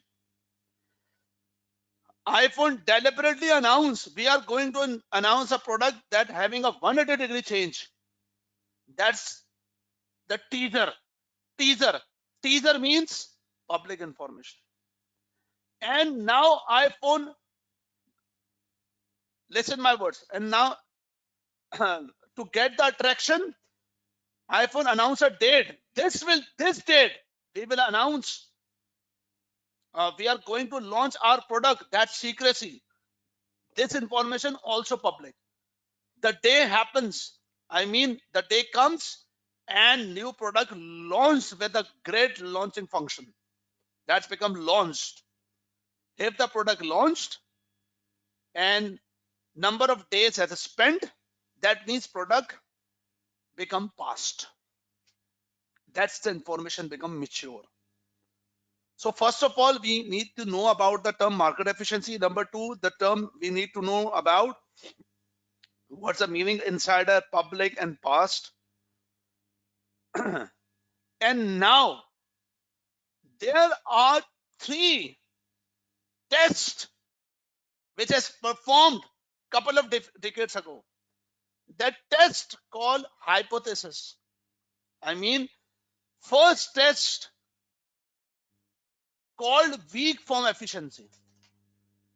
And what was the hypothesis?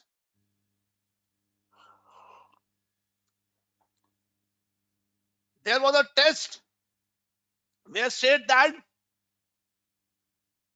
if we assume hypothetical assumption that any particular stock market, any particular stock market is weak form efficient, which means only past information part of the share price.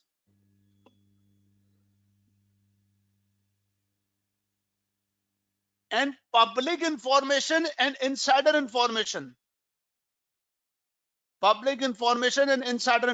It's not the part of share price.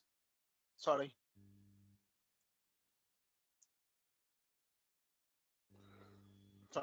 Once again. Means any share price only incorporated the mature information.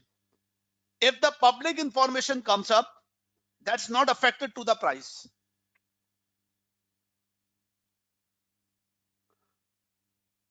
That's not affected to the price. And insider, no effect. Number one, what this situation means in real world? Weak form efficient means if there is something public in the newspaper about some announcement, this will not affect to the price of the share until unless it's become mature. Once again, if iPhone announces that we are going to launch a product, if the market weak form efficient, this information not affected to the prices. But when it will this information affect when it's become public to when it's become past. When it become past, when actual product launched. Number one, this is weak form efficient. Candidates in the weak form efficient, the public can get extra gain from public information, public PB, public, and insider, IN insider. Yes,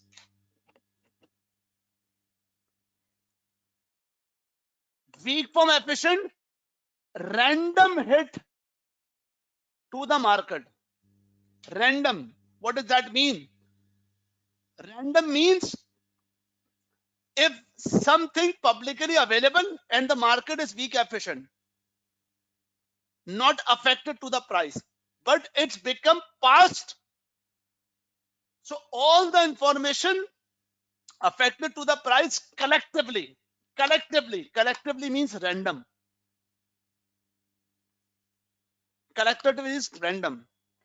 In weak form efficient, if somebody read the newspaper and get some announcement and he knows that this announcement is not the part of share price and purchase the share, because in future when it's become mature, then get the extra gain. So extra gain can be get in weak form efficient by public information and by insider. Number 2, inside semi-strong. Semi-strong means price affected by past and public as well.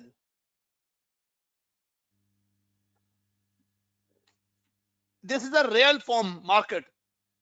Means in any of the case in the normal real world, majority time. For example, the company's previous history of dividend, that is past, affected to the price.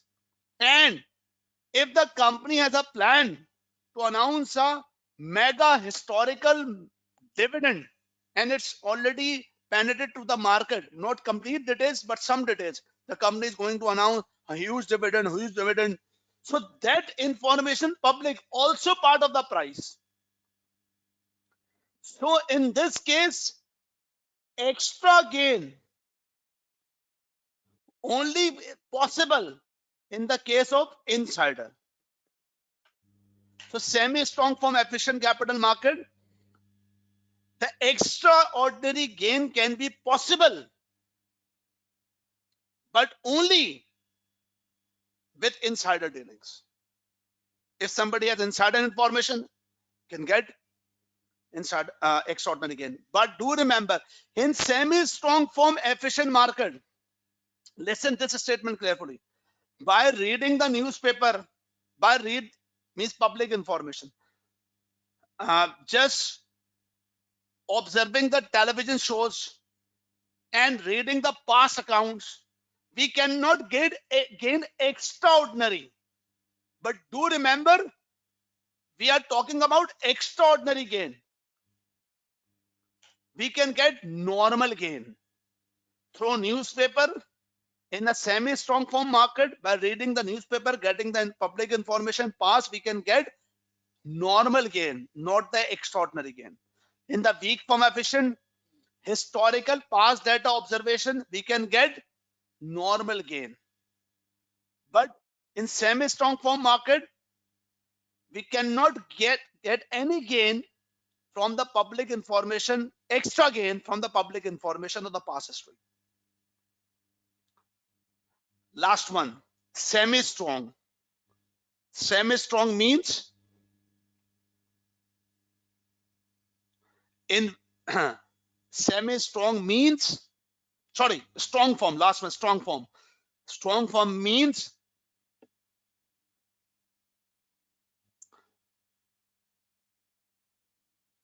past public insider, all affected to the price, which in real world not possible. That means in a strong form efficient, nobody can get any extraordinary gain. No, not at all. We can get extraordinary gain.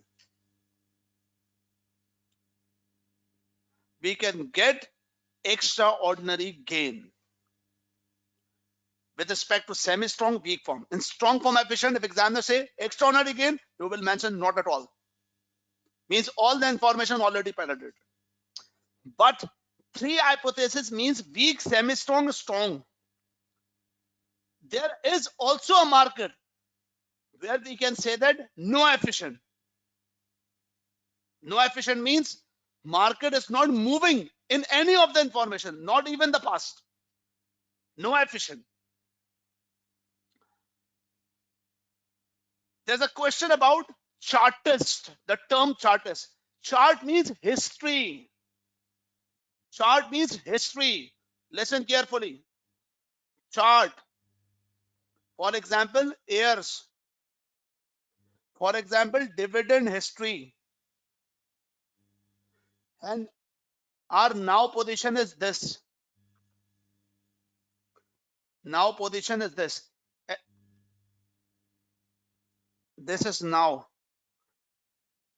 And this is company last dividend position. So what we think, chart effect, this chart, that is history. Chartist means historical effect. Historical effect. If I say that chart effect, historical effect includes weak form, semi-strong form, and strong form. All three.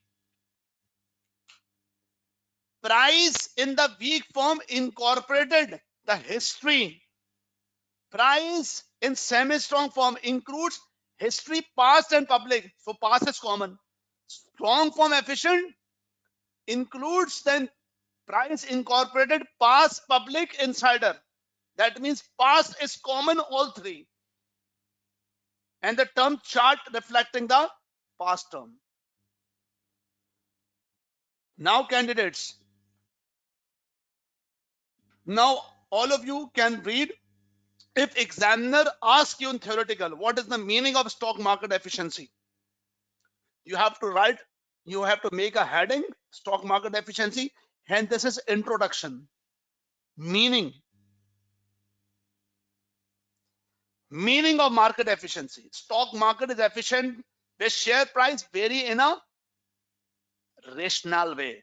Means information affected to the price. Then you will start the topic weak form, efficient, and you can read it accordingly. Semi-strong form efficiency and strong form efficiency.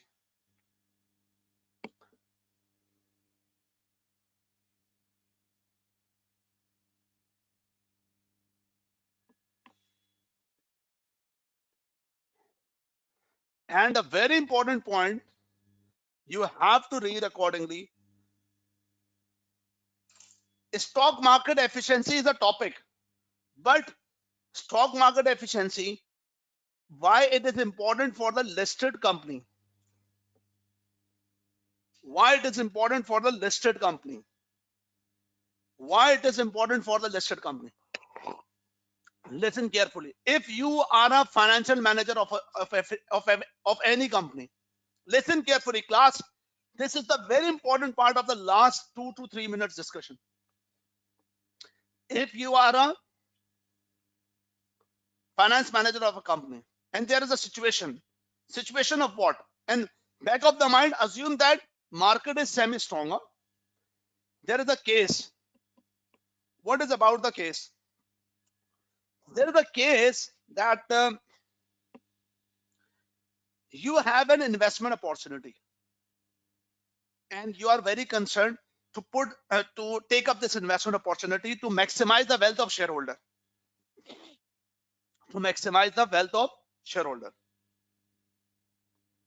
But there is a concern point. What concern point?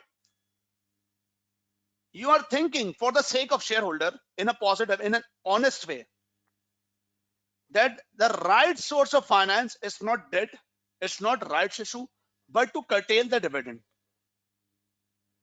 And you have a plan, ideal plan, to cut down 3 years dividend.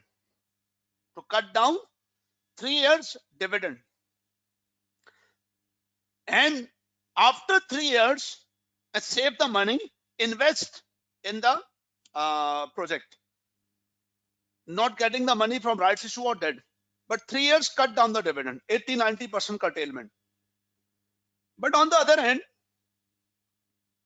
you are thinking that after 3 years, you will provide the dividend with the return of the project by extra 250%.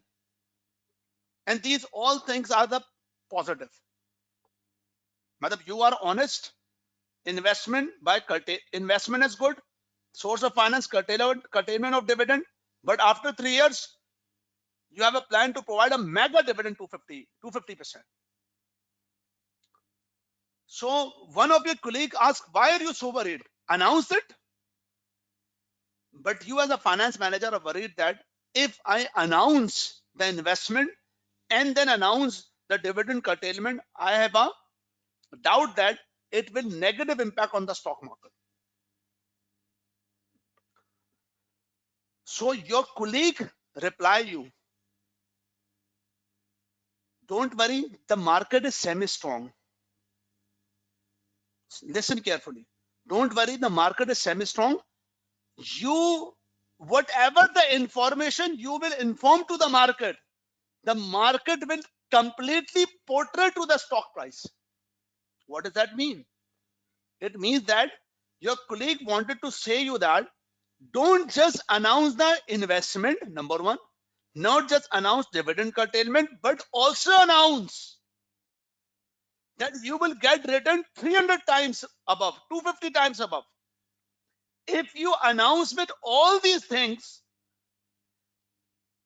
then stock market will absorb all the things in the price and share price will not decline. Last statement. But if you are not sharing the complete information to the stock market and the stock market is semi-strong form, do remember, whatever you provide the information to the public, the price will absorb only in that way. If you announce only investment and dividend curtail, so the share price will depress. But if you announce with complete, share price will not depress. Means you announce the investment, dividend curtailment, and the reflection of the highest return. In simple words, in a semi-strong form market, if there is a positive information, without any concern, financial managers must have to declare to the market. But this is what I'm saying in a positive manner. Sometimes the finance manager may create some gimmicks. Gimmicks means negative, window dressing. Do remember one thing. If semi-strong form efficient market absorb all the information positively, if some window dressing, so negative information also absorb in the stock market. So this is what the point you have to work out. If the examiner asks what listed company impacts, you have to work out accordingly. I'm going to read it. Main consequence of finance manager will be that simply need to concentrate on maximize the NPV of the company investment in order to maximize wealth of shareholder. Manager need not worry, for example, about share price of financial result in the published accounts because investors will make allowance low profit or dividend in the current year if higher profit dividend expected in the future. Are you getting the point what I'm saying?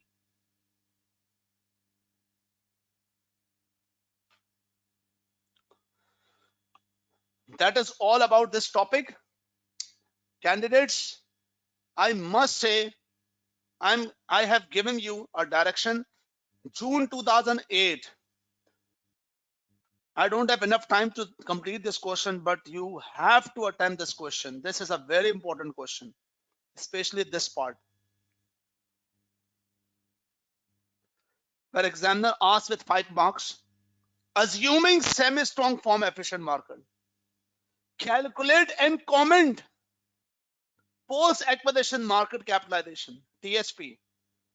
If, like I was saying, TSP does not announce after tax savings, means they announce the project but not the profitability. So only the share price hit a limited manner. And what if you announce the complete information, investment and savings? You have to attempt this question, must have to get a clarification. There are two questions about the topic. Random walk theory means information in a hitted in a complete manner, in a one go. For example, Toyota announced that we are going to launch a car. So then in a weak form market, this is not mature information, not headed to the market. But after announcement, actual happened, car launched. So the complete information about the car will affect to the market in a one go. In a one go means random effect. So random effect is a part of weak form. In a semi-strong form, not the random, phases wise, time by time. Chartist effect I have already explained with you, and whatever the remaining question you can ask me on the WhatsApp group. If you people any confusion about the WhatsApp group, uh, not able to enter in the WhatsApp group, my WhatsApp number is 0321 827 1784. You can WhatsApp me, then I will share you the link. You just enter with the group 0321 827 1784. And it's international audience. Mention 0092 0092.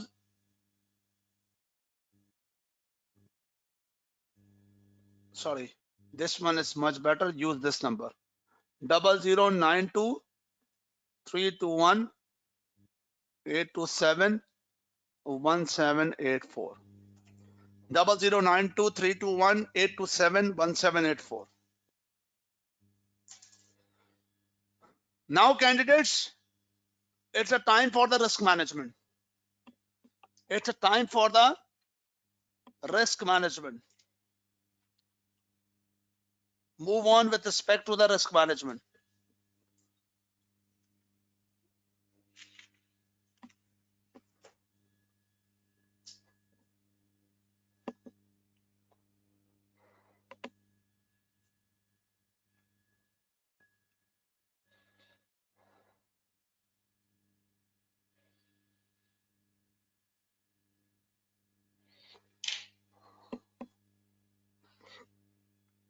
Candidates, for the sake of this topic, let's take a 2 minutes break to change your mind accordingly. This is a topic about the discussion. That's risk management. 2 minutes break, just 2 minutes break.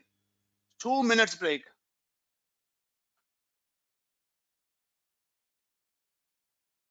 Just refresh your mind. 2 minutes break.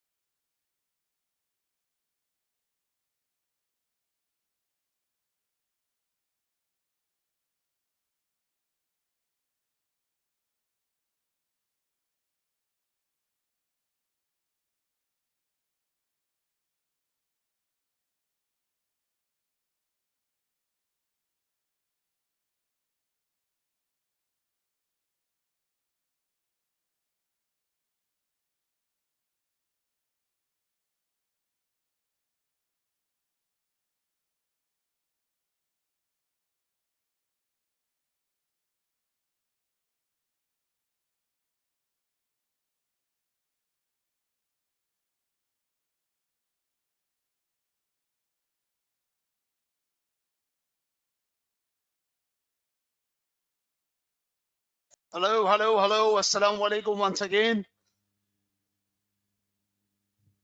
Can you please reply me about your presence? I hope you people are enjoying this prepare to pass FM examination, FM examination support.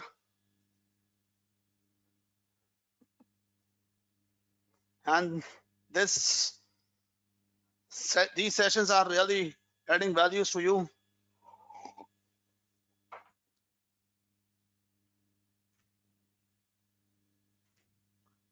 Thank you, Jazakallah.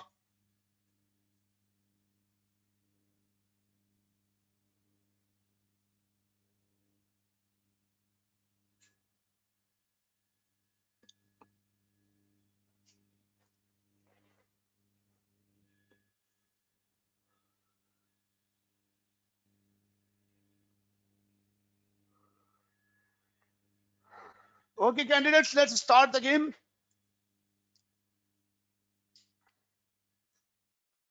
The topic is about risk management.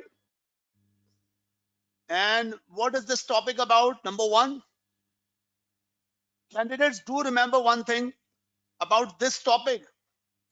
The scope of this topic is not more than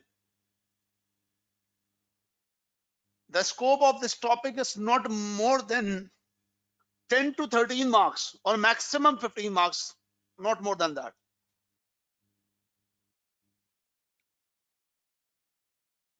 Scope, section A and section B. Observation is that examiner always asks one question in section B at least of 10 marks, plus some one or two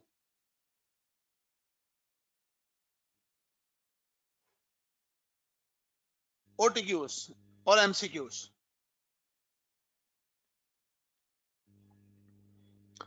So exam scope max 15 marks.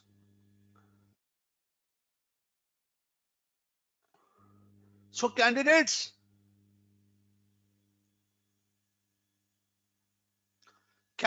do remember one thing.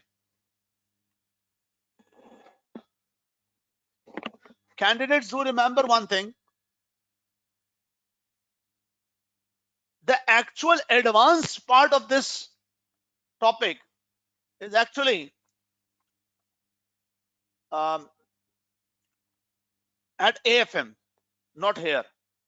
So you have to study in a very limited manner. In a very limited manner. Now, I'm going to start the topic here. Number one, the topic is risk management. So one by one, risk management. Number one, forex. First of all, what is the meaning of risk?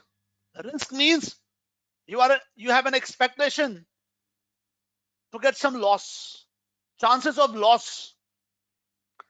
And management means you wanted to avoid that chances of risk.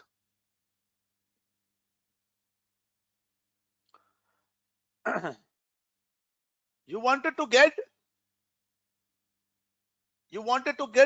the management in a manner to mitigate that risk. That's called risk management. So number one, first of all, we need to consider what is the risk about forex. What is the risk about forex? Companies normally make a transactions in a foreign currency based. Company normally make a transactions based on foreign currency. For example, import raw material. For example, export finished goods. So what is the risk about? In case of import,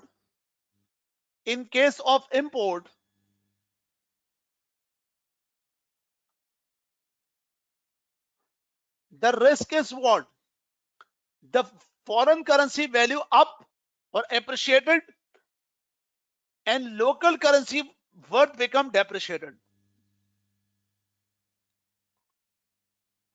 So weakening our local currency or strengthening up our foreign currency. In case of export, the risk is that when we make a transaction, foreign currency become reduced or value reduces, or local currency but up. These are the risk. If the company make a transactions, import and export, that means this is what the transaction risk. This is transaction risk. Transaction risk means if company normally doing the business transaction in a foreign currency base like import or export, so face the transaction risk. So that's why risk arises. That's why risk arises. Number two, translation risk. The foreign exchange risk arises related to translation. What are the translation risk? Translation means if a company have, for example, you are a parent and you are a subsidiary that is foreign based, as foreign subsidiary, and each year you need to translate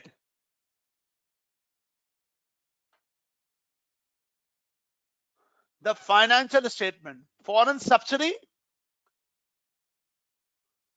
translate the financial statement. So there may be possible that translation may create some exchange gain or loss. But do remember, translation gain or loss is not the realized loss. It's only the loss on the books. It's only the loss on the books.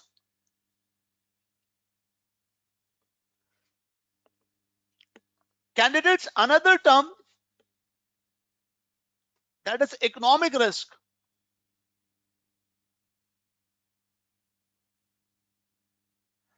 Economic risk means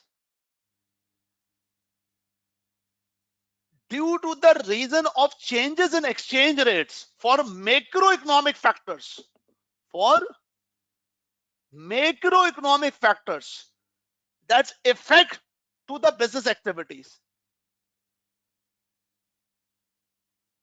That's effect to the business activities.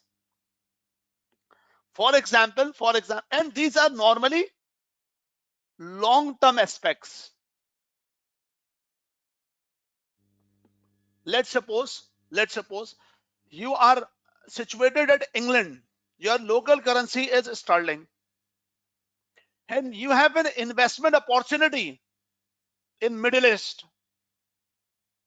You have prepared an NPV, proper NPV of the calculation that you will go to the Middle East and invest the amount, convert your sterling with the dirham, for example, in Dubai, Middle East, over the 5 years time period. But you are projected that there are some economic depression due to the reason of different disturbance in the Middle East. And this is what the macro factors, unavoidable factors. And the foreign exchange fluctuates. And that fluctuation affects to your projection, and projection, that is present value of future cash flow.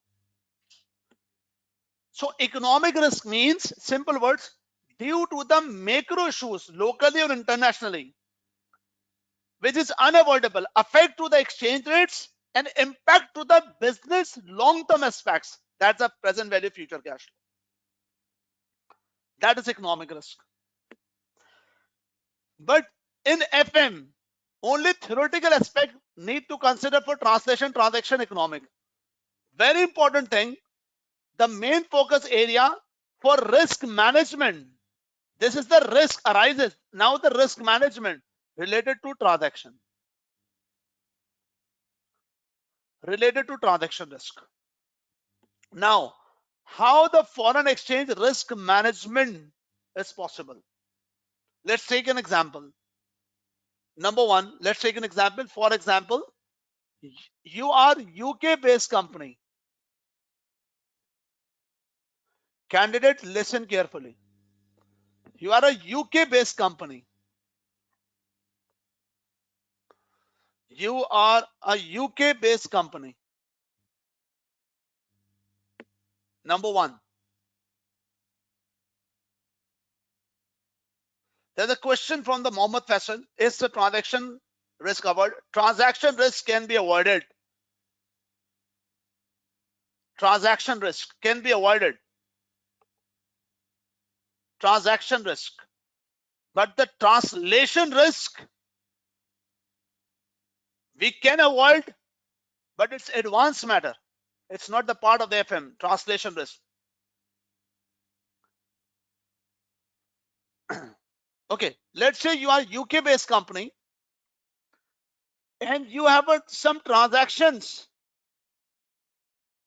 from USA. Local currency, your local currency is sterling, foreign currency, US dollars. One by one. How to, and there are some transactions, import, export, a lot of things. A lot of things. Import aspect, export aspects, a lot of aspects here. The point is that we can mitigate the risk internally. Internally means currency invoice. What is the meaning of the currency invoice? Very simple meaning about the currency invoice is that if possible, you have to make a deal in your local currency. Means, for example, if you are purchasing from USA, negotiate with the supplier to make a, I will make a payment in future in UK sterling. Or if you are selling the goods to the US customer, make a deal with the sterling. So if the currency is based on, invoicing is based on local currency, your risk automatically managed. Another point, how to manage the risk internally, one by one. Another point is netting. What is the meaning of the netting? For example, you are a UK based company, but you have different subsidiary. For example, you have a subsidiary at Switzerland. You have, that is Switzerland, Germany, USA, and you use itself UK. Assume that you deal with all of the companies in US dollars. All the Switzerland, Swiss francs, but you deal with dollars. Germany, Euro, but dollars. US dollars. Netting means the group companies must have to net their payment and receipts before making actual payments and receipts. For example, let's suppose Swiss company need to pay to Germany $100,000, and Swiss company need to receive from a German company 70,000. That need to be net off. Net 30,000. So automatically the exposure of 170 become reduced. 170 become reduced. But the condition of netting is that the currency between the group companies must be same. It's not possible Swiss payment to Germany $100,000 and Swiss receive from Germany 70,000 euro. Dollar and euro cannot be netting off. Same case with any group companies. So netting means exposure become reduces and your risk become mitigating. Another point is matching payment and receipts. Matching is like a netting, that's receipt of payments must be net off, but this is not within the group. This is not within the group. What does that mean? Listen carefully. Class, listen carefully. For example, from now, after 3 months, you have to pay to your supplier $70,000. Your local currency is sterling, huh? And you have to receive from another customer. Both are alag parties. A, B, 30,000. So you are not netting the payments and receipts in actually, but you are actually hedging. Hedging with 40 means your amount become match. Match means it's not within the group, it's outside the group. 70,000 you have to pay, 30,000 you have to receive. Now you don't need to worry about 30,000. You don't need to worry about 30,000. The net exposure become 40,000. Now you have to make a strategy of 40,000, but 30 become match and risk become eliminated. If now think about that, if actually foreign currency strengthen, then you will get the loss in payment. But foreign currency strengthen, you will get the gain in the seed. So loss gain netted. So not to worry about 30, but now exposure become 40,000. So you can say that matching payment and receipts and netting both are same, but matching payment and receipts, that's not within the group. But matching, sorry, netting, that's within the group. That is the point. Yes, in case of matching, in case of netting, both cases, timing and currency must be same. We cannot match payment and receipt.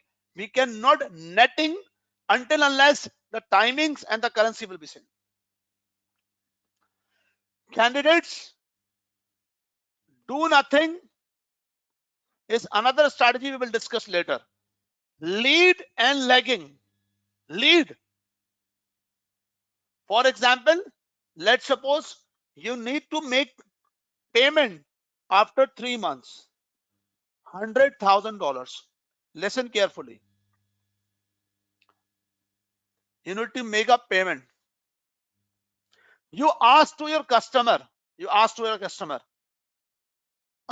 you ask to your supplier,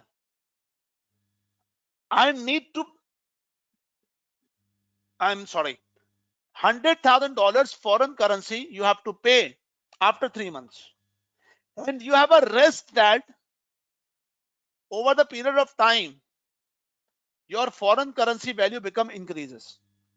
So you are thinking that what if I wanted to ignore this time period risk, and if I'm going to pay immediate lead,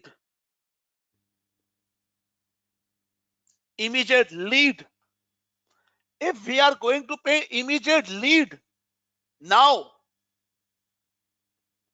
and negotiate with supplier, if I pay immediately, what discount you will get? So maybe possible you will get the discount and avoid the risk as well, because the working capital says that try to extend the time period from the supplier. But here we are payment immediately, but immediate payment may get advantage about the fluctuation of the risk of the foreign currency. So that is lead. Same lead, you can negotiate with the supplier something payment within 15 days and you wanted to linger 3 months. You wanted to linger with the 3 months. So lead and linger, negotiate with the supplier and the clients. Same case, payment receives, both possibility.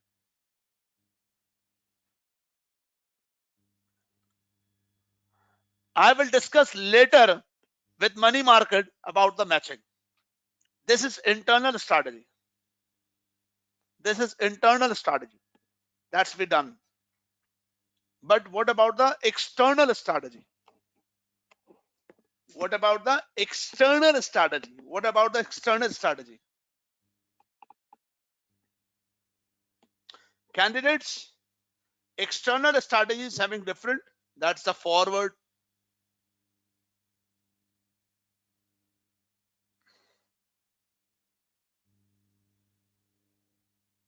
Number one,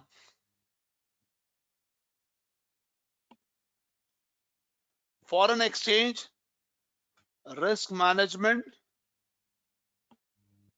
and the point is external strategy. Now listen carefully. Whenever you are moving towards foreign exchange risk management, you have to consider some important thing that's about the codes. Listen here. You will get a confusion with the codes. I will give you some solution. Let's suppose your local currency is sterling, foreign currency US dollar. Before entering the external strategy, you have to work out with the codes. Number one, let's suppose this is mentioned in this manner.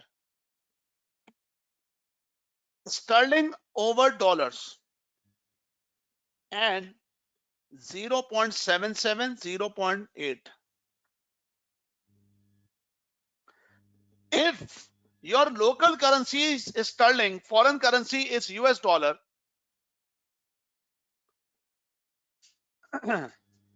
and examiner give you the code which is base means denominator is equal to 1, is foreign currency, that means this is direct code.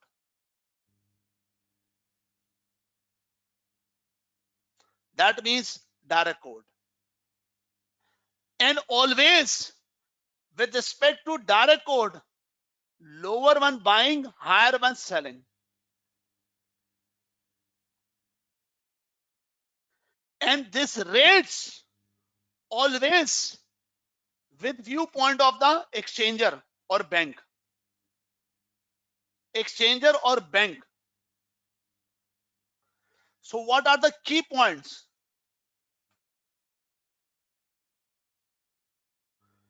Number one,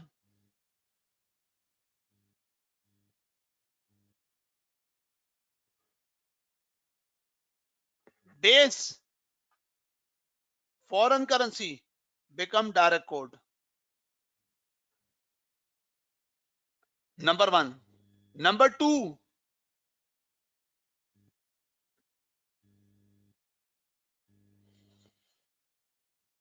conversion.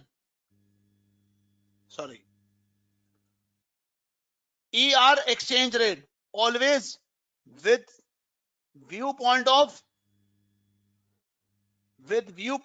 bank. You always think in reverse. If we wanted to buy, bank will sell. If we wanted to sell, bank will buy. For example, your local currency sterling, you have to purchase, buy. You are importer and you have to buy $1,000. How you think? You need to buy, bank will sell. Bank will Sell. If the bank is going to sell, code is direct code, lower when buying, higher when selling. So how much sterling you need to pay? 1000, 0.8 sterling over dollar, and that need to multiply. That means you have to pay 800 sterling for $1,000. So third point, conversion. Direct quote conversion, always use multiply, multiply.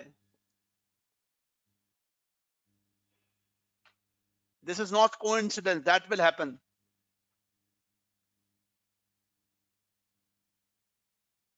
Candidates, now don't confuse, I'm doing one more thing. If it's mentioned 0.77, listen my question. If it's mentioned 0.77 and this is sterling over dollar, if I say to you that calculate the rate dollar over sterling, calculate the rate with the dollar over sterling. So 0.77 means 1 divided by 0.77.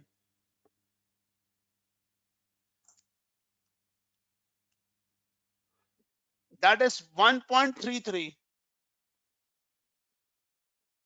Sorry, 1.30. And 1 divided by 0.8, that is 1.25. 0.77 reverse, that is sterling over dollar. Now dollar over sterling. So same case now, this is buying and this is selling.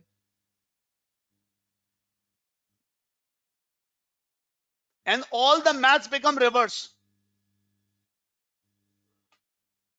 Lower here, lower of buying, higher selling. Here, higher when buying, lower selling.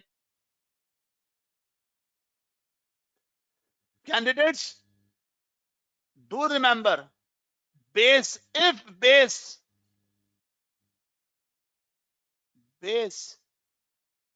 1 is local currency, that is indirect code. How will you identify which one is the code? So local currency, base local currency, that is indirect code. Exchange rate always with viewpoint of bank. And for conversion, same case, you are importer. You wanted to buy $1,000. You wanted to buy, bank will sell. Bank will sell, indirect code, lower one is selling. That is $1.25 per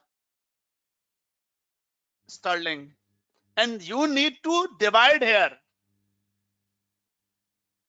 because you identify sterling. And once again, 1000 divided by 1.25, that is 800.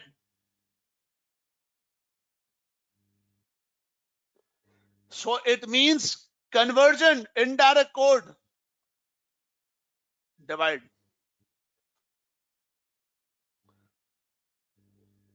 And last one. So first thing, first to identify direct code, indirect code. First to identify direct code, indirect code. Once you identify direct code or indirect code, how to determine if the base is foreign currency, direct code. If base local currency, indirect code. Second, always rate with viewpoint of bank. Always rate with viewpoint of bank. Conversion, direct code multiply, indirect code divide. And last point, Sir, how can we learn this thing? Only learn one thing. Only learn one thing. Direct code, lower rate buying. That's all. But bank point of view, bank point of view. Direct code lower buying, direct code higher selling, bank point of view. Direct code lower buying, reverse. Indirect code lower selling. Direct code lower buying, indirect code higher minus buying. Now, the point is, this one is a question, but before the question,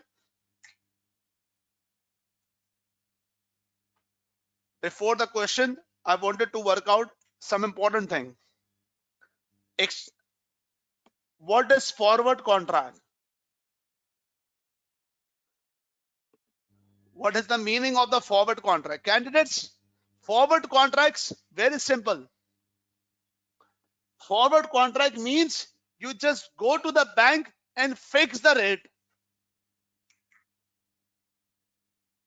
You just go to the bank and fix your rate. That is a forward contract. Simple. For example, your local currency is sterling.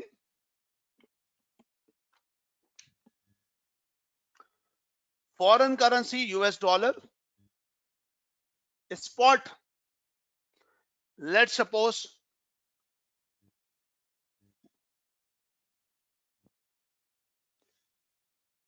dollar over sterling 1.25. Tell me, direct code, indirect code. Tell me, direct code, indirect code.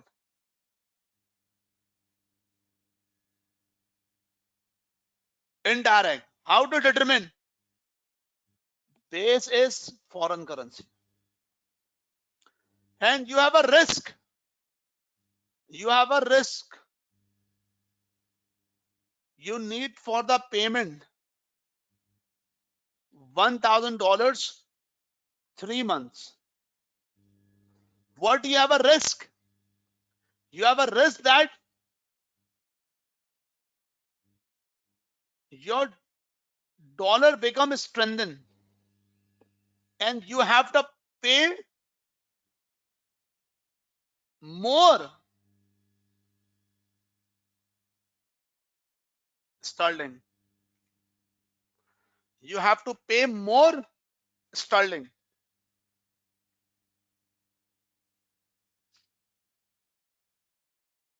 You go to the bank, means here one sterling you got $1. Sorry, $1.5. Here for one sterling you can buy 1.25. You have a risk that after 3 months,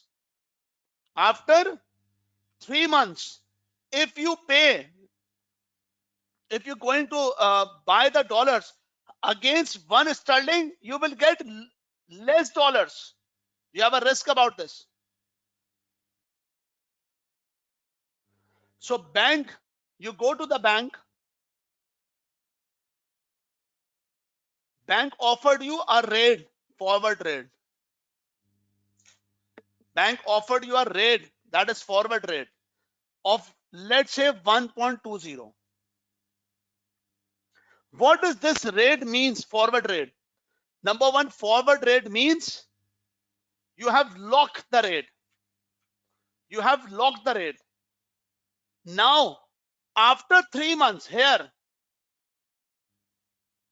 whatever the spot market,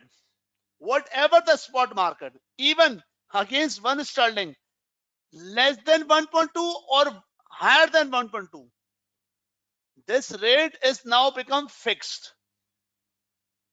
This rate is now become fixed. And that is what the forward rate about. Forward rate are legal binding contract.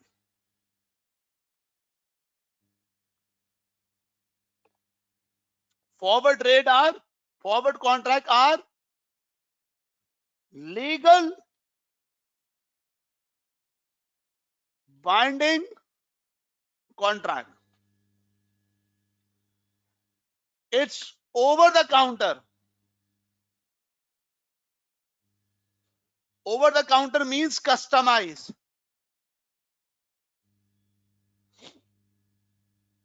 Customized with three natures. Customized with three natures. Number one, nature of currency. Any contract in the world which is customized means according to the client requirement. If you are sterling based local currency, you have an exposure of dollar, go for the contract for dollars. If you have an exposure for euro, go for euro. That's nature of currency up to the requirement of customer. Number two, volume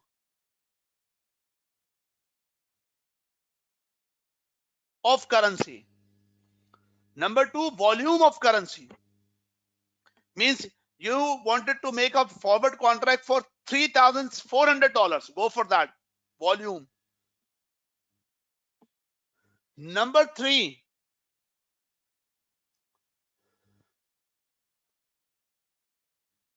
settlement of contract.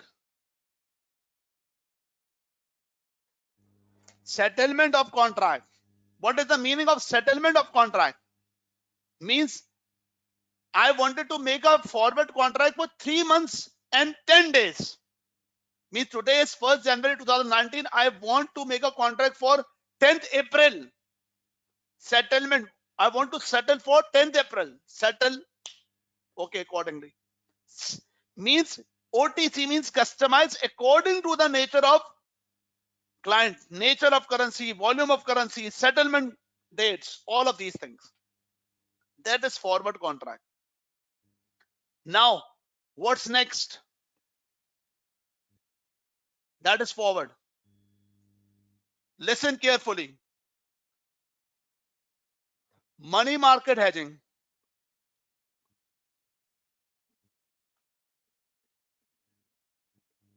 Money market hedging.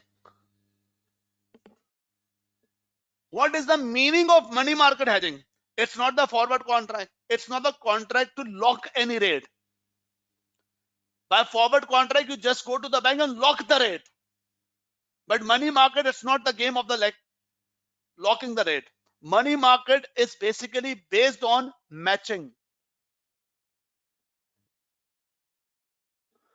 And what is the meaning of matching? Candidates, do remember one point. Number one, a part of Forex, do remember one statement. If a human being feel that there is some liability of the future, so this is the common sense, this is the human behavior.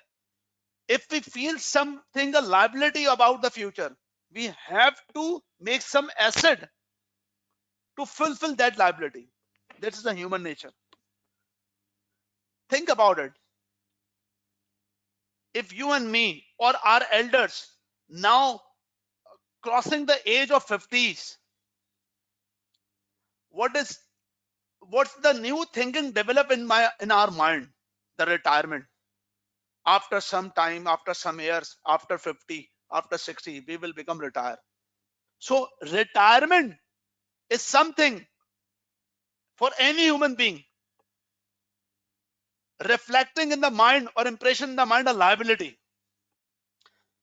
If it's reflecting as a liability, feels as a liability, so a human being creates some investment plan, some insurance plan. Means liability match with asset. That is the concept of matching concept. Same apply for foreign currency. If you are an importer and you have to pay after 1 year some amount to your vendor, that is your foreign currency liability. And for liability, you have to pay the asset right now.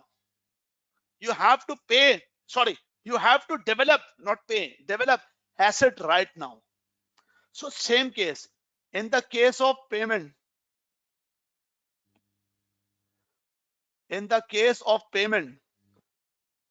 we have foreign currency liability. So now what first thing we need to do? We have to create the foreign currency asset. Asset means investment. That's very simple. Are you getting what I'm saying? So matching concept, it's actually about the game of interest. Game of interest between two, lending and borrowing. First step, foreign currency investment. Foreign currency investment. But how much the investment? But how much the investment? Foreign currency investment in a manner. Foreign currency investment in a manner. For example, if I want $100,000 after 1 year,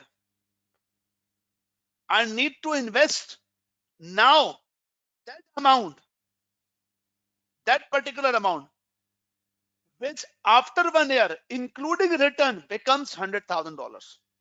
For example, if the return rate is 10%, so I 10%, and I want the $100,000 after 1 year. So how much need to invest now? So that's called the present value. 100,000, 1 plus 10% discount rate 1 year, and the present value become 90,909. That is the present value. But once I get the investment, so important point, from where I get 90,909, we have to develop local currency liability. Local currency liability. So local currency borrowing liability means borrowing.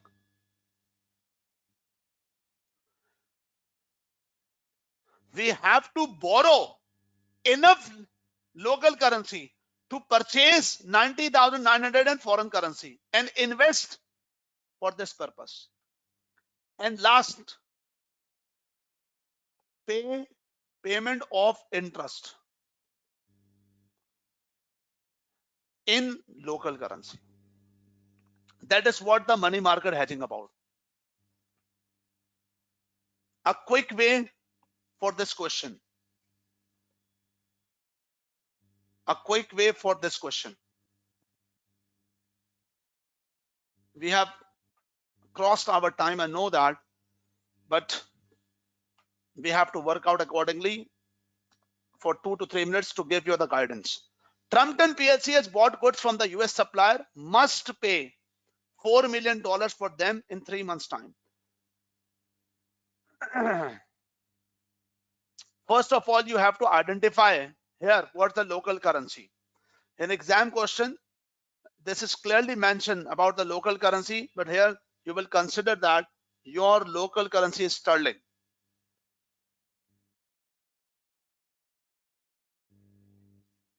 Trumpton PLC has bought goods from US supplier, must pay $400,000 them in 3 months' time. The company's finance director wishes to hedge against the foreign exchange risk. 3 methods we need to consider: forward contract, money market or lending, money market borrowing lending, lead.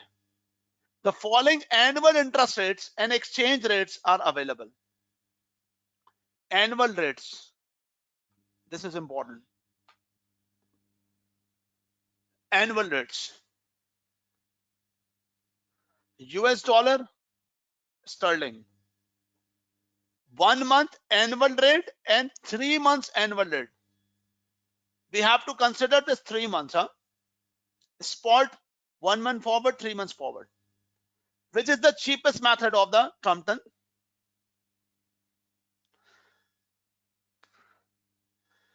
Which is the cheapest method of the Trumpton PLC? Ignore commission cost. Okay, first, can you please reply me? What is here the code? Direct code or indirect code? It's mentioned exchange rate per sterling. So here indirect code. Indirect code. And the case of payment,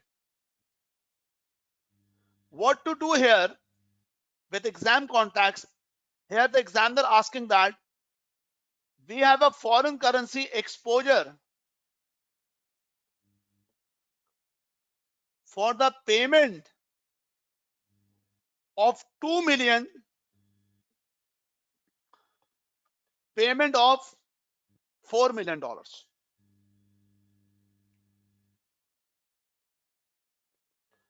$4 million. And how much time period? In 3 months. 4 months dollar in 3 months.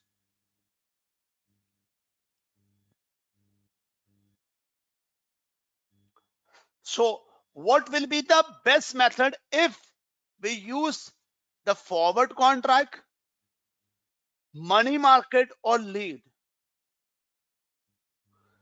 We will discuss lead matter later. First, the forward contract. Can you reply me which one rate we need to pick with 3 months? Indirect code. We have to pay. I means we have to buy, bank will sell. Bank will sell.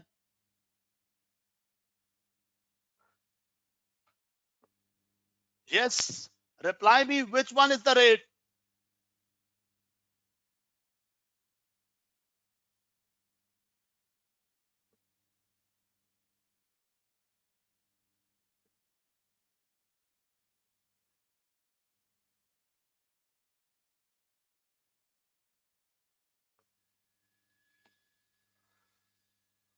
Yes.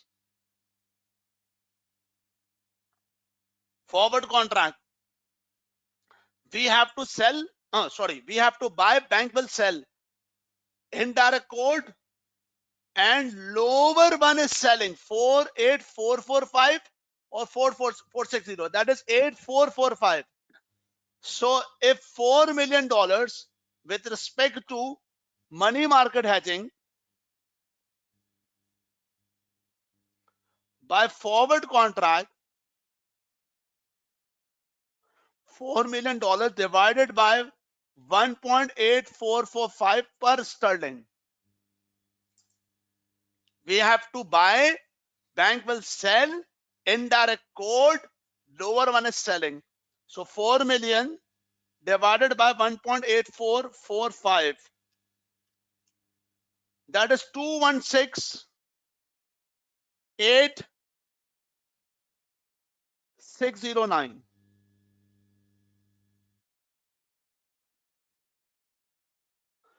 Sterling we need to pay by forward contract.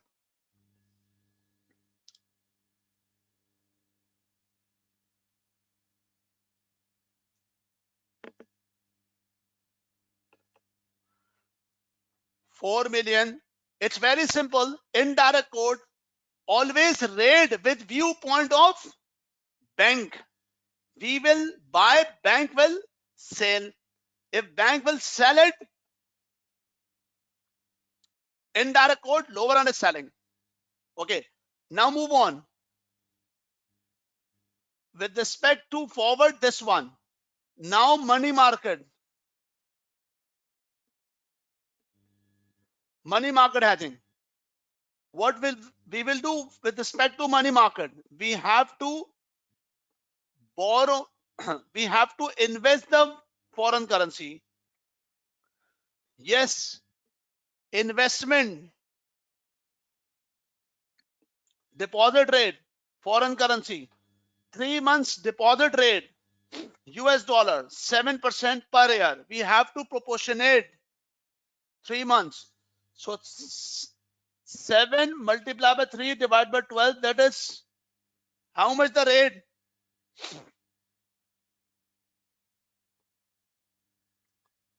How much the rate?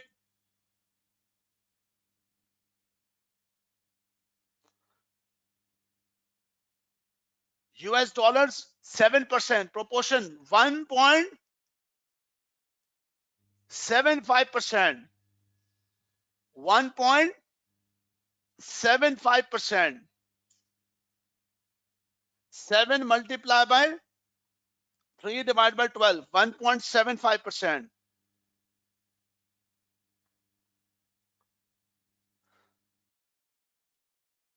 $4 billion, 1 over 1 plus 75%.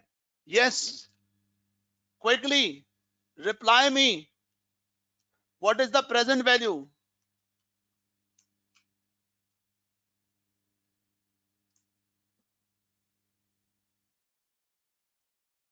393 3931 203 foreign currency. We have to invest this foreign currency, but important, for this foreign currency we have to borrow the local currency. How much local currency we have to borrow? 3931203. Again, we have to purchase this dollar. We have to purchase, buy, bank will sell, spot trade. What will be the rate? What will be the rate spot? We will buy, bank will sell 1.8625. 1.8625. So it means we have to borrow 2110713. We have to borrow 2110713 sterling and then buy these dollars and invest into the business. Sorry, bank. After 3 months, it's become $4 million. And near future, we have to pay the interest payments. What the interest payments? Sterling borrowing rate, that is 14.35 per year.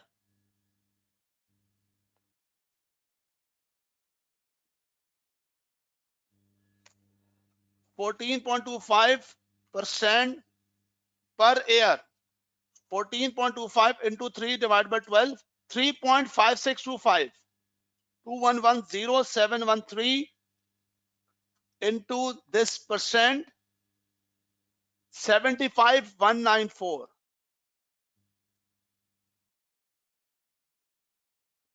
So that means 75194 plus 2110713, 2185907. Yes, time is over. 2185907 versus 2185907 versus 2168609. So we have to decide which one is lower one. So forward contract having lower value, that is 2168 versus 2185. So forward is better one. So candidates, we will discuss further more matter on tomorrow. We will start the session tomorrow with this momentum. First, we will complete the Forex, then move for the interest, including yield curve, including four-way equivalence theory, and then working capital as max as possible.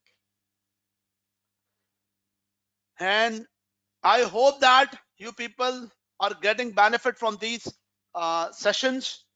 Please do reply, do make a feedback after the session on my WhatsApp group and on the system as well. If you need any more question, do reply me on the WhatsApp, and the WhatsApp number I have already given to you. I'm going to mention once again, 00923218271784. Thank you very much. Take care a lot. Allah Hafiz.